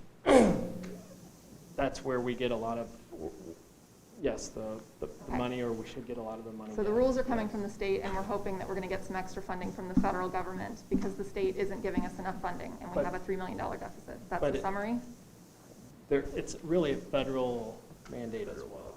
Because we're talking about IDEA Part B and things like that, and all of that. So it's a combination of both. It's an overarching. I know it's complicated. Typically, our advocacy goes to the state level because we have a lot more interaction and more potential impact there than the federal level. But like JT said, it is federal law which determines that piece. So there's definitely an advocacy piece there. Just it doesn't always get heard at that level as much from the local level. But to the funding piece JT's referring to, all we've seen so far is very preliminary proposal type situations, and it's a significant dollar amount. Whether that would ever happen or not at that level, or if that was just a starting point conversation, there's way too far down the road to guess on that piece. But it was not a insignificant amount that they initially proposed. It was relevant. That would certainly help us if that would happen. I know I was trying to oversimplify a very complicated process. I was just trying to understand it a little more. Thank you. Yep.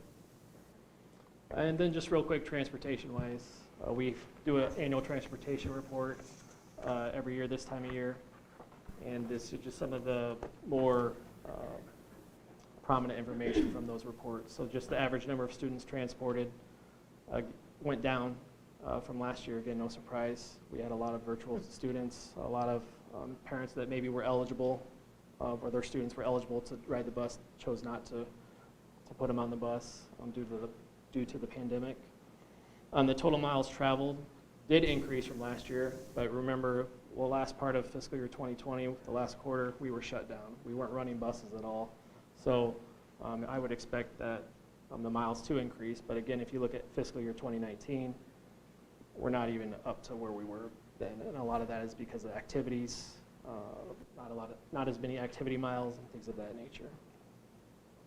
So our net transportation costs were just over $2.8 million. Average cost per mile traveled, basically just take that 2.8 and divide it by the total miles traveled, and you get $6.53. Again, last year, if you look at last year, that average cost per mile really shot up, again, because we didn't drive as many miles. So that's, our denominator there was smaller. And then average cost per pupil transported, kind of the inverse. We had less kids, so our average per student went up. So maybe someday we'll get a normal year of transportation, and it'll be better comparison. But right now, it's really hard to do a trend analysis with all the craziness going on. So with that, that concludes what I have for you. I'll take any questions, other questions board members might have. Any questions? Not seeing any at this time. Thank you, JT. Yep. Thank you, JT. Thank you.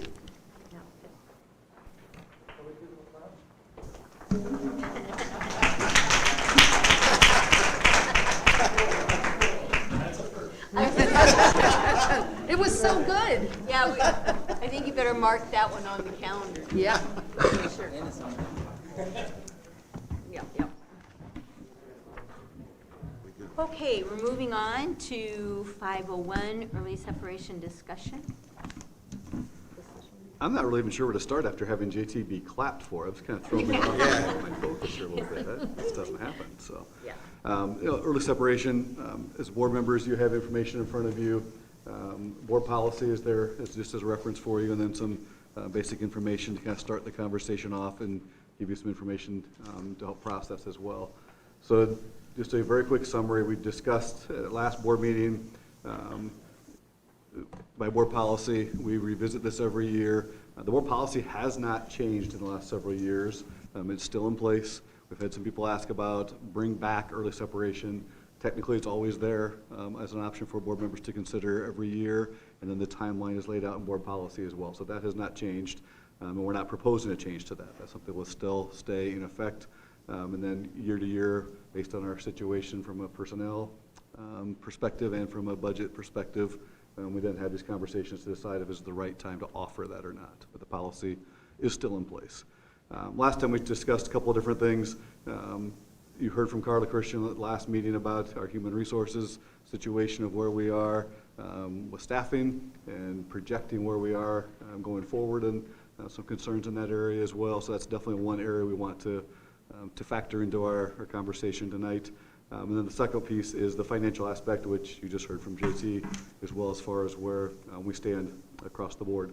The other piece that I want to just bring to your attention as well, that's a little bit different than what you heard tonight, or it's not different, I shouldn't say, but it's part of that conversation, is you heard a lot about general fund tonight and some of our funds.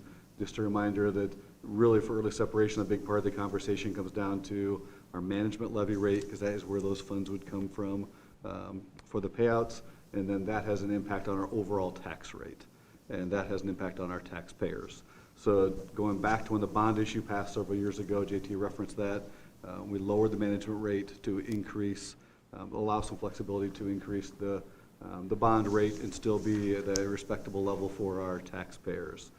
And we made a commitment at that time that over the course of, I think it was 4 to 5 years, we would lower that tax levy rate overall, until we got back to where we were, even a better tax rate than we were before the bond issue. So we're still in the middle of that transition. So that's the bigger picture financial aspect just to keep in mind as well. Roughly every 15 early separation packages that we would offer, we looked at the management levy rate would have to be adjusted by 10 cents to 12 cents for every 15 packages. So if we'd offer 15, that's what we'd be looking at, and that would be for a 2-year commitment. So then that becomes a matter of, do we raise taxes at that time? Do we try to find other levy rates to counter that? That gets to be a little tricky on that front as well. So we are in a good general budget standpoint, as you heard, which is fantastic and where we want to be. but the management and overall tax levy rate becomes a little more complex of a topic to think through.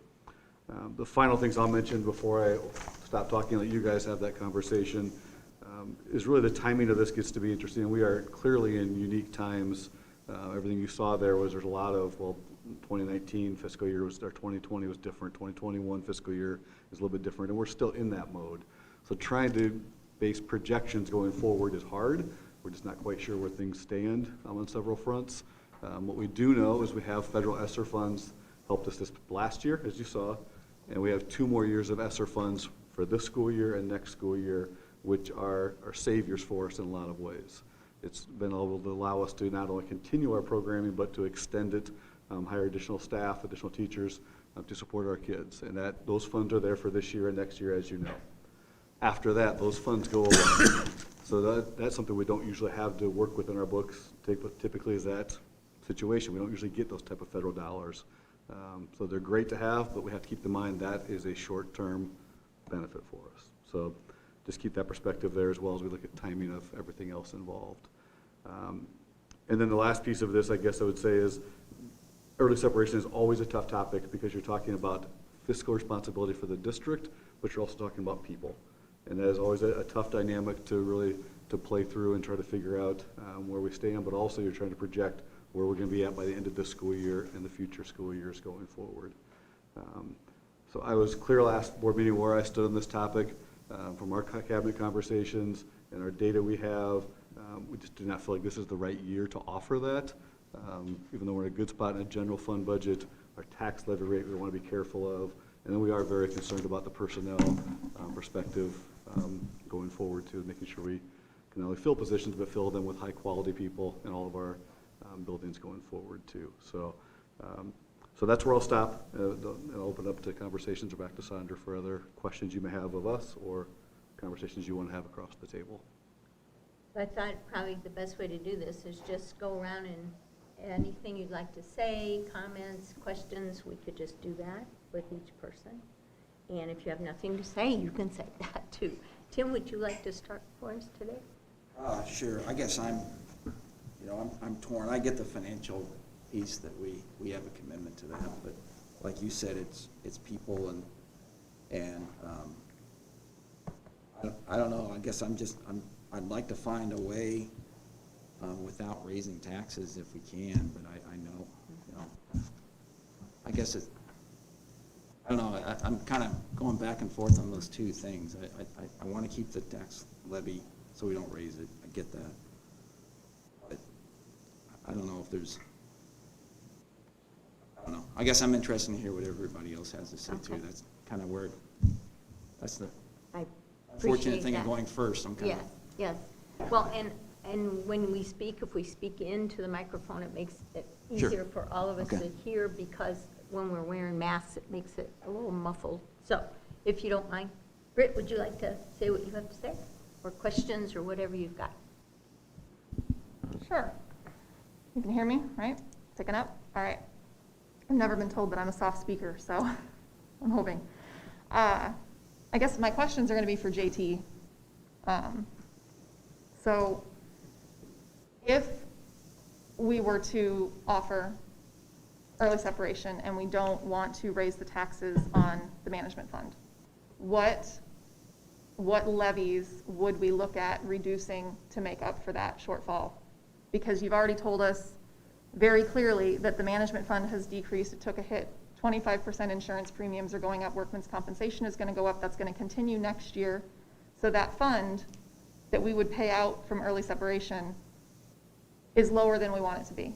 And we don't see that changing because the only revenue for that fund is the tax levy.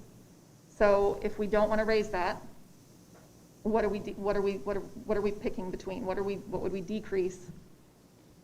Be able to use that fund, move a higher tax levy into that fund, take it out of somewhere else and not raise it on our taxpayers. What are our options? Really, you would be down to, there are a couple options, but really one viable option, the way I see it. So obviously the board, there's a 33-cent, that's dictated by the board. You would reduce that, but keep in mind that would then have an impact on our capital project plan. Those are the high budget for and all that.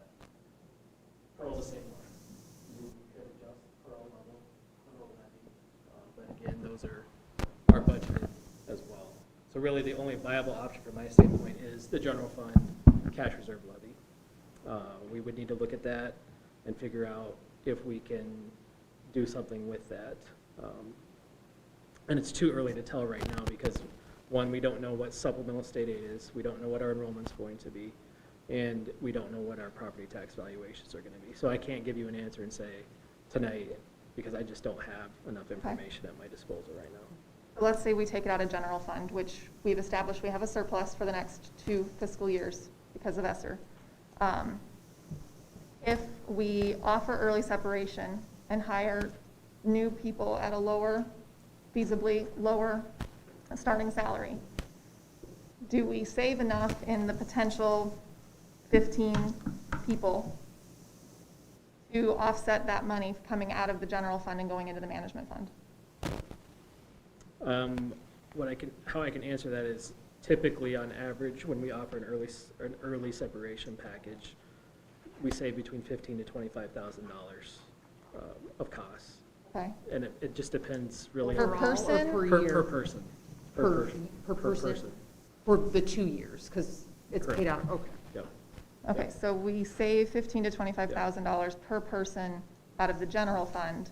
Yep. And then I think somewhere in the email you said it was going to cost $525,000 out of the management fund for 15 people? Correct? Total. Yep.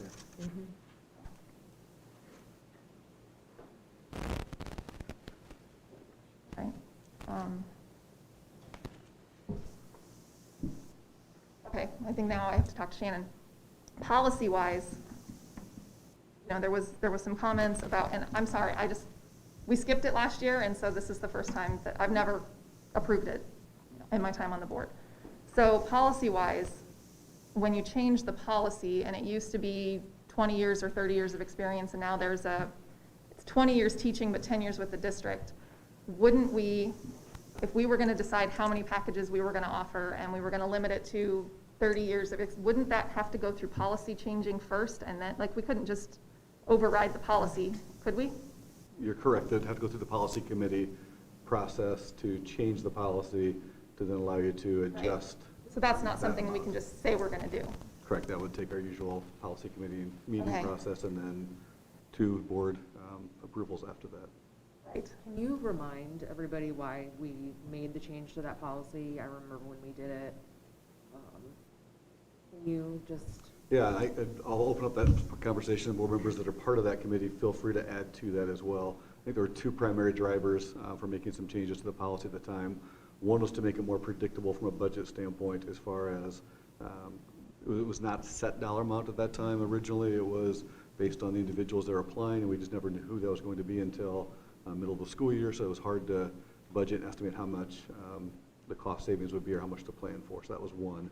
And then if I remember correctly on the second piece, which is more of what you're asking about, is really along the lines of trying to really clarify, is this a reward for individuals or is this a financial benefit to the district and also to the individuals that would receive that? So to do that, the determination was made that it didn't really matter if the person had 25 years at Linn-Mar or 15 years at Linn-Mar. It was more those total years and then subsequently the cost savings piece of it. That was more the driving factor for that discussion at that time. If it was based on more of a reward for the individual, then the time at Linn-Mar would have stayed where it was. But since the policy committee made that conversation at the time that it's really intended to be a financial benefit to the district and taxpayers, that was the driving force for that change.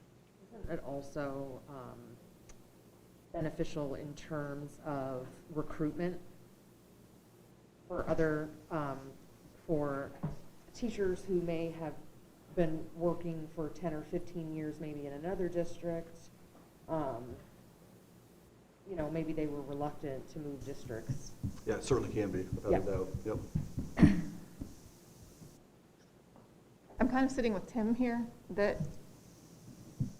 I want to take care of our people, but I also understand the policy is about financial responsibility, and we've made a commitment to the community not to raise taxes and to work on actually lowering that tax rate after they passed the bond issue and helped us do those things for our community. So right now I don't know, but the information I've asked is going to let everybody else, and I might have more questions, but I'm going to hold for now. And that reminds me as well, because JT mentioned the dollar amount. We went from 1801 for the tax levy rate down to 1787. Our target amount that we had made a commitment to the community on at that time was to be 1766 for this next year.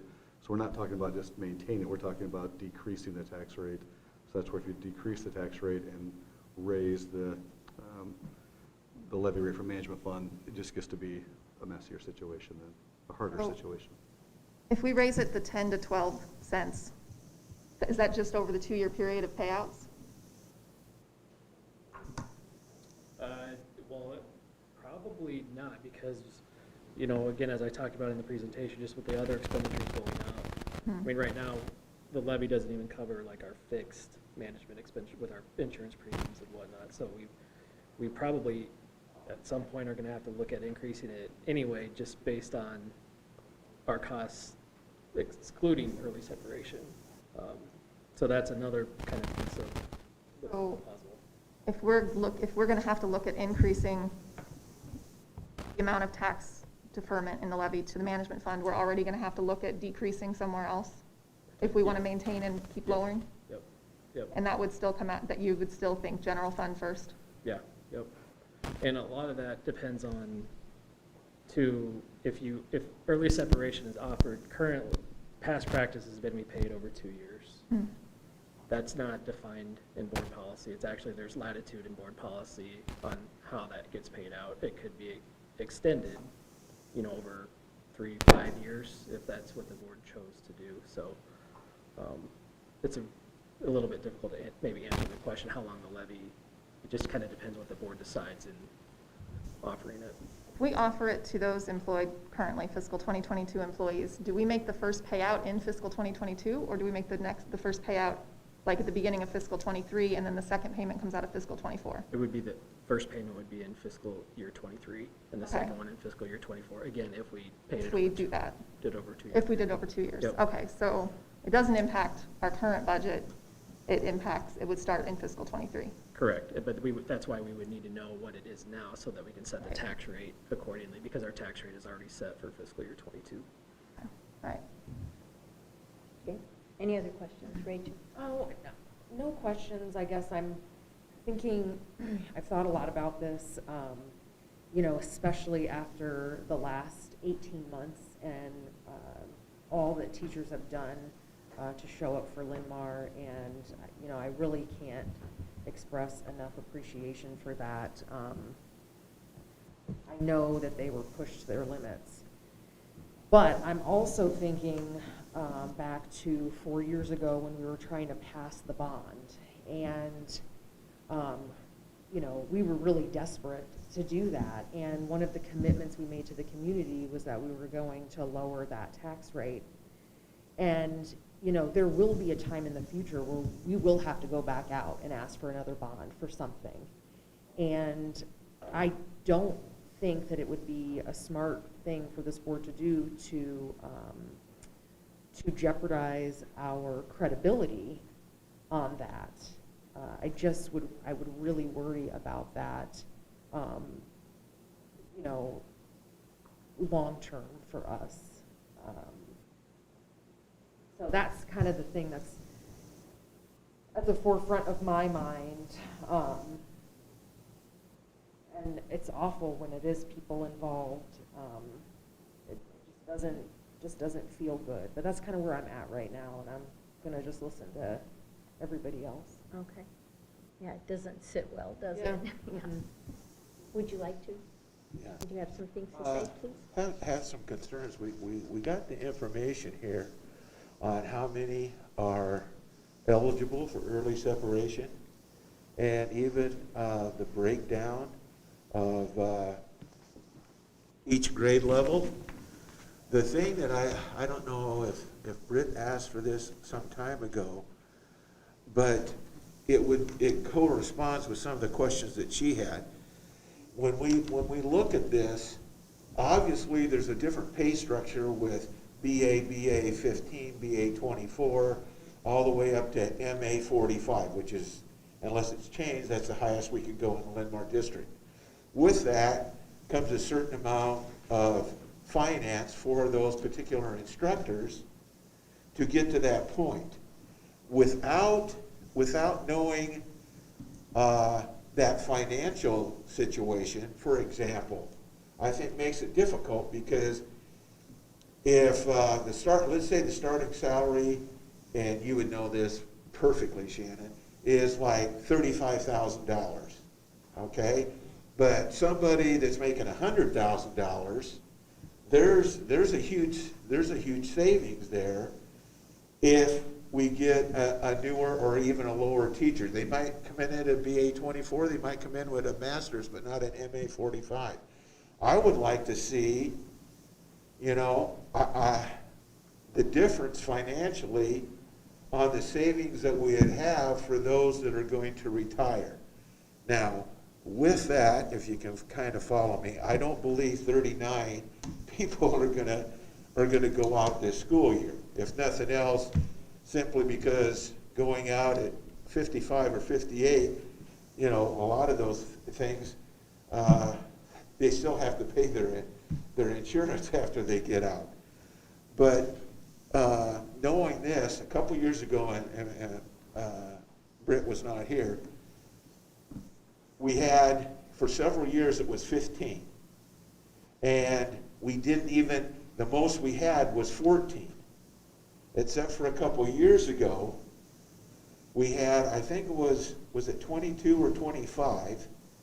And that's when we lowered it to 35, but that was also able for the board to pay, to give all 22 or 25 that early separation, which I think is significant. I don't know how we can make a valid judgment without having all the fiscal aspects of those people that might be considering early separation. Because maybe the savings would take care of, to a large part, not completely, take care of that deficit that TJ was talking about, JT was talking about. Gave you a new nickname, okay? Not by me, okay? So it's that bothers me a little bit. Clark, I can clarify that a little bit, I think, as well. Two things you mentioned there. One, you mentioned 39 people, and that is the number of staff that would be eligible for it this year, and I think you're correct, not all 39 would apply for early separation. We just don't know how many would, and we don't know which ones would. So when you talk about trying to determine the exact amount of savings per person, there's just no way of knowing that, because we don't know which individuals would apply for the separation, so we don't know exactly what their salary would be. And then we don't know who we'd be hiring as replacements for those individuals, so we can't really figure that out. So that's where JT mentioned the $15,000 to $20,000 difference. On historically, that has been the savings in salary and benefits that we've seen over time, because we don't always hire first-year teachers with a BA. We do hire a wide range of very experienced teachers with advanced degrees, and some first year out of college as well. So but until we know exactly who would be retiring, taking advantage of early separation, and who we'd be hiring to bring in to replace them, it would just be a guess. So the best we can do is go back to our past data, which would be that $15,000 to $20,000 range. Well, that's kind of what I was saying, because in that position, we do have to make a lot of guesses, but if we kind of deal with some of those salaries, I think it's, you know, worth looking into. And the other thing, as far as the district is concerned, if we lose those 15 and people within Iowa, Minnesota, Wisconsin are aware that this Linn-Mar district has an early separation clause that's possible, maybe that might draw some really good candidates, because basically that's all we've ever wanted, was to have the best teachers, which I think we do have. But when our good teachers leave, I want somebody else to come in that is good also.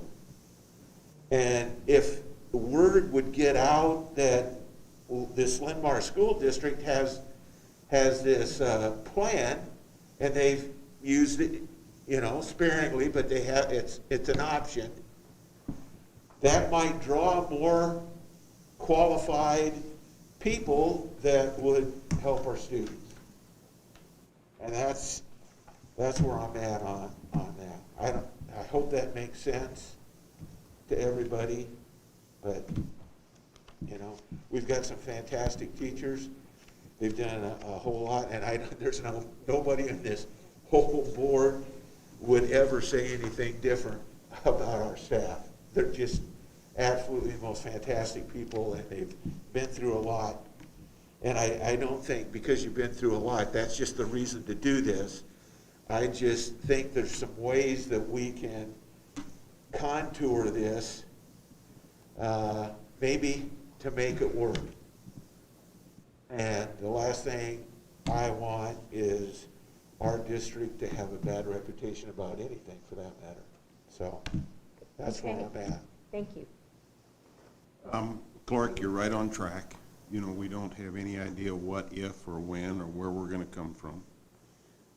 My biggest situation for me is the first thing is that we cannot raise taxes. That's just my opinion. If we have to, 10 to 12 basis points or whatever that number is, that would be a challenge for me as a fiscal responsible, passionate supporter of the district, because we get beat up every day on the street from taxpayers saying our taxes are too high.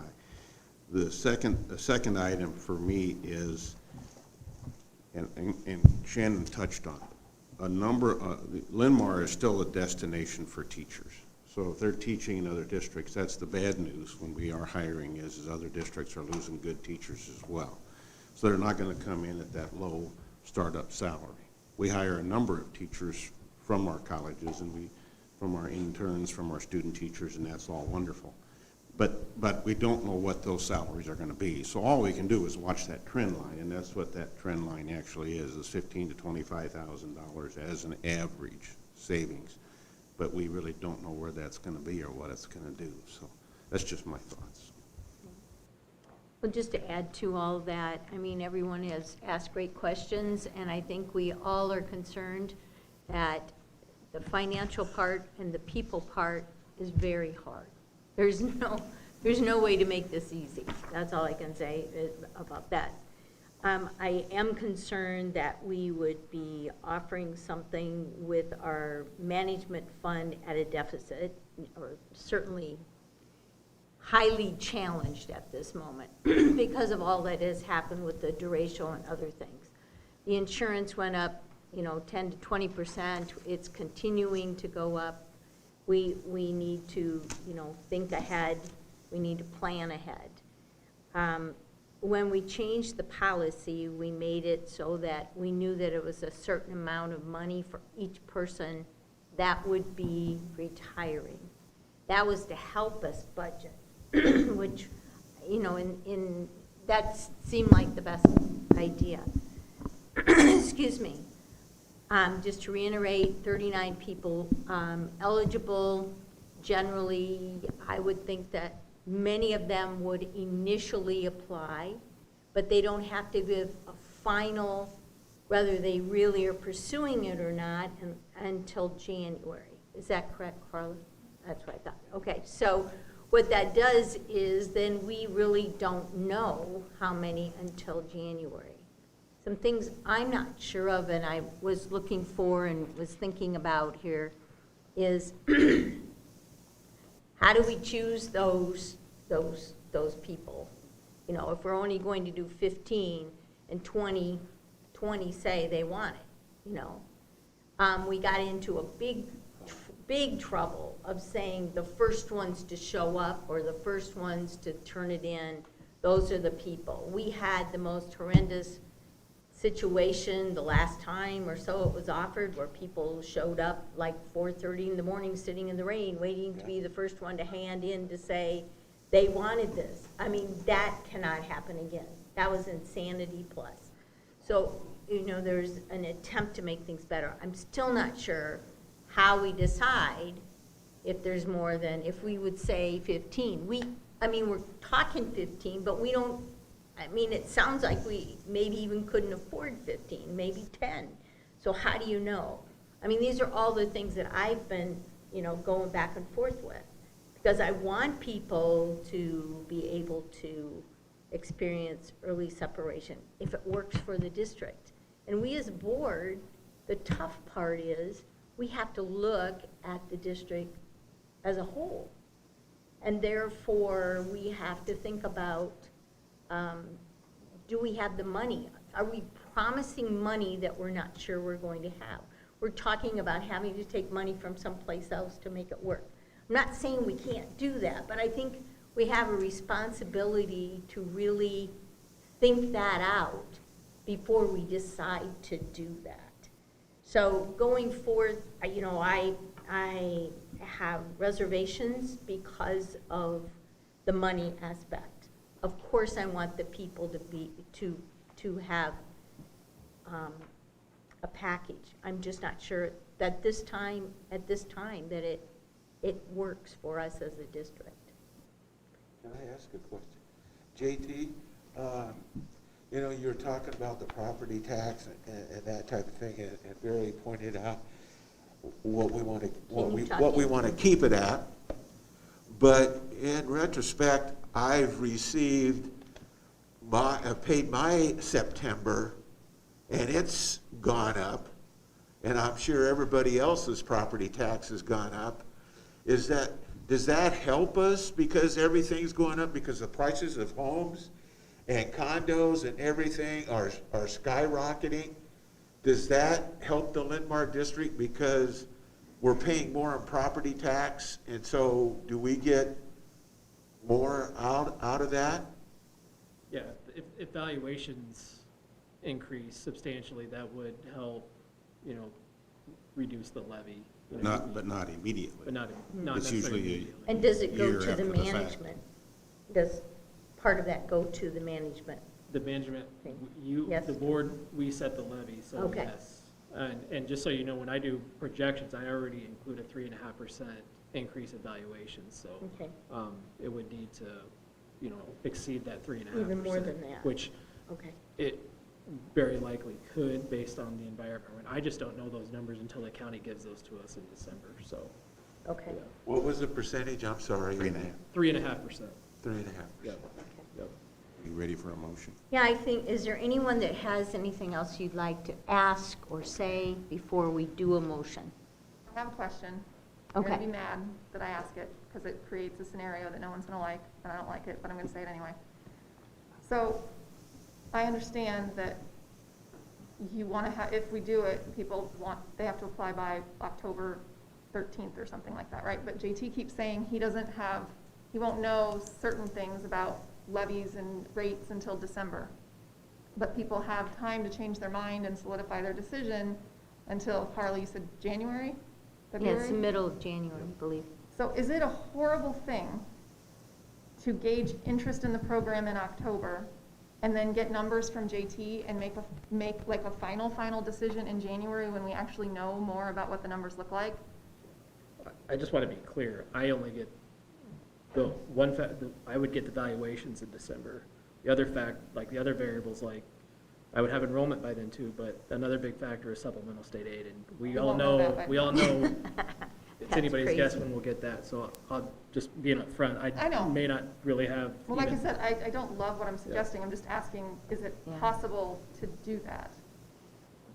With the policy, though, it doesn't state that. That makes it tough. What? Right. Like I said, I'm just asking. I know. Trying to figure Well, out. I a way appreciate to that get tremendously. more information and. Yeah, yeah. And that policy is there so teachers can have time to be aware that that's offered to them, so it's not a surprise come January, February, March, whatever. But that's also the give and take with that, as we try to give as much notice as possible that it's being offered, and then that gives staff the opportunity to plan their lives as well and budget accordingly. So the drawback of that is we don't have all the information necessary to sometimes make that decision too. The last thing I'll add before next steps, I guess, would be, again, we're talking about for this year only. I still in my mind right now, the timing of ESSER funds is huge. Those funds will run out, not after this year, but after next year, I said earlier, just to reiterate that piece. And to me, that makes a perfect opportunity to then look at early separation at that time to help offset that loss of funds, and hopefully then extend those positions, keep those positions intact from a general budget balancing out piece would really work pretty seamlessly in a lot of ways. Can we guarantee that? Absolutely not. Obviously, we've seen the last couple of years, there's just too many things, too many unpredictable factors there. But that is something I think would be a much more realistic conversation at that point. So I just want to keep that bigger picture in mind, because really when you make a decision on early separation, you're really not deciding for 1 year, you're kind of deciding for 2 or longer if you decide to pay it out over that many years, because you're really budgeting for that long of a time period. Because if you offer it this year, you're most likely not going to come back next year and offer it again from a staffing perspective and a budget perspective as well. So it's kind of a 2-year combination there for decision making. So with that, I'll just throw that out as kind of my final piece.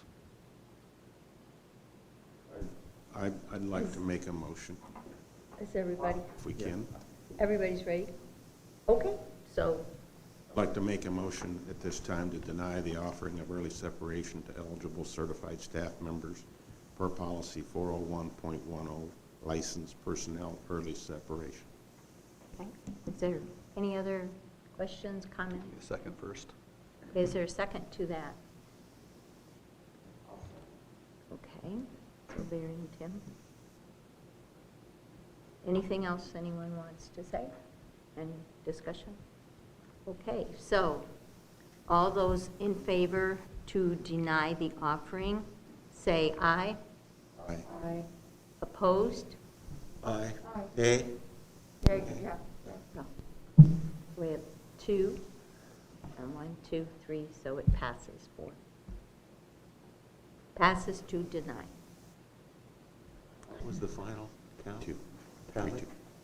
Make a motion to 2 to approve 3. the second reading of the policy recommendations as presented in Exhibit 502.1. Second. Okay. Okay, any questions or discussion here?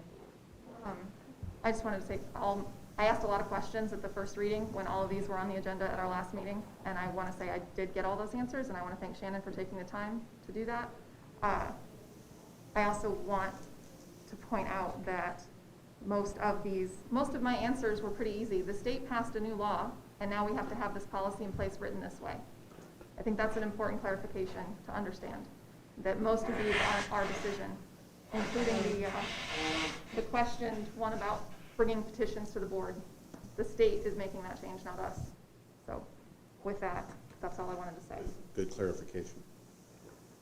Okay, thank you. So, all those in favor say aye. Aye. Opposed? Okay. Moving on to new business. I make a motion to approve the certified annual report for fiscal year 2021 as presented. Okay, is there, Second. okay. Any other questions? All those in favor say aye. Aye. Opposed? Passes. Move to approve the fiscal year 21 depository banks affidavit records. Second? Second.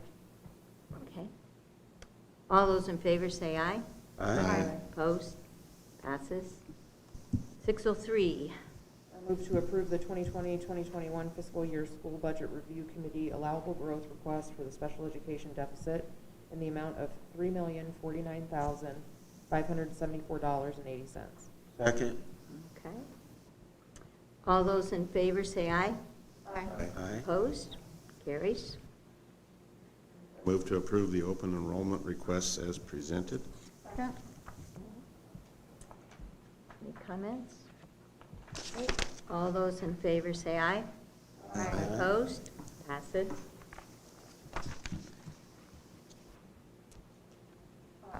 I make a motion to approve the consent agenda with the exception of Exhibit 706.9. I'd like to request we review that one individually. Second. Second? Okay. Is there anything on the consent agenda that was okay that you have any comments about?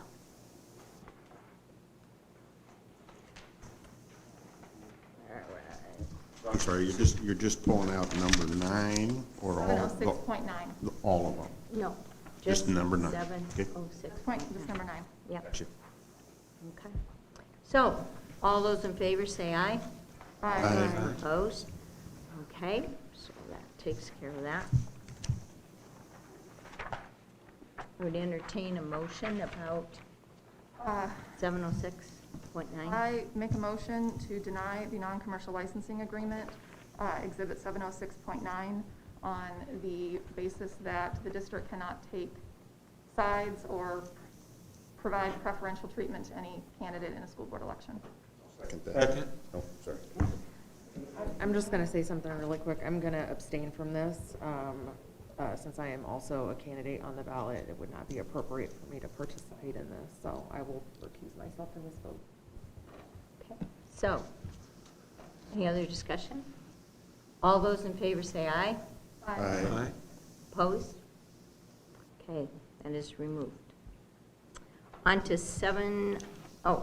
we're down to board communications. All right, is there anything there? As far as the calendar goes, we actually have a board visit October 7th, 11 a.m. at Oak Ridge. So put that on your calendar. I'm sorry, we definitely have an audit meeting tomorrow night, right? 4 o'clock? 4 o'clock, yep. Perfect, that's not on here. Thank you for mentioning that. Also, Medco Board Candidates Forum, Lau Park. That will be 7:30 on October 20th. So anyone who would like to go, please do. And they're actually doing a combination that night of Marion Independent School Yeah. District, City of Marion, and Linn-Mar as well, and we are the third of the 3. Yeah, they're before us, right? Yes, I Yeah. think it's Marion Independent first, and then City Council. Yes. And then Linn-Mar, if I remember That correctly. is how it is, yep. Yep. So, All right, super, let's see, is there anything else we want to? When, those of us that know about IASB, whether we're going to go, when are we going to decide that whole thing? yeah, actually Gail and I were just talking about that this afternoon. I think next, I would say a good that- time for a conversation about the schedule. I think the I see next the time- schedule is now Yeah. out. I saw as that far as email the come through. Yeah. events, and so now that we have that information, it'd be a good time to I have that conversation. appoint Britt to be in charge of that. Second. Well, I remember. Gee. You want to railroad someone here? Yeah. But what's good is we finally do have the information, and Yeah. we keep mentioning it, but things weren't out yet, so that's perfect. So we'll do that this next time. Is there anything else anyone has to say? If not, I'd entertain a motion for adjournment. Moved. Second. Okay, what is our time here? 7:11. 7:11, okay. All those in favor say aye. Aye. Opposed? We are adjourned.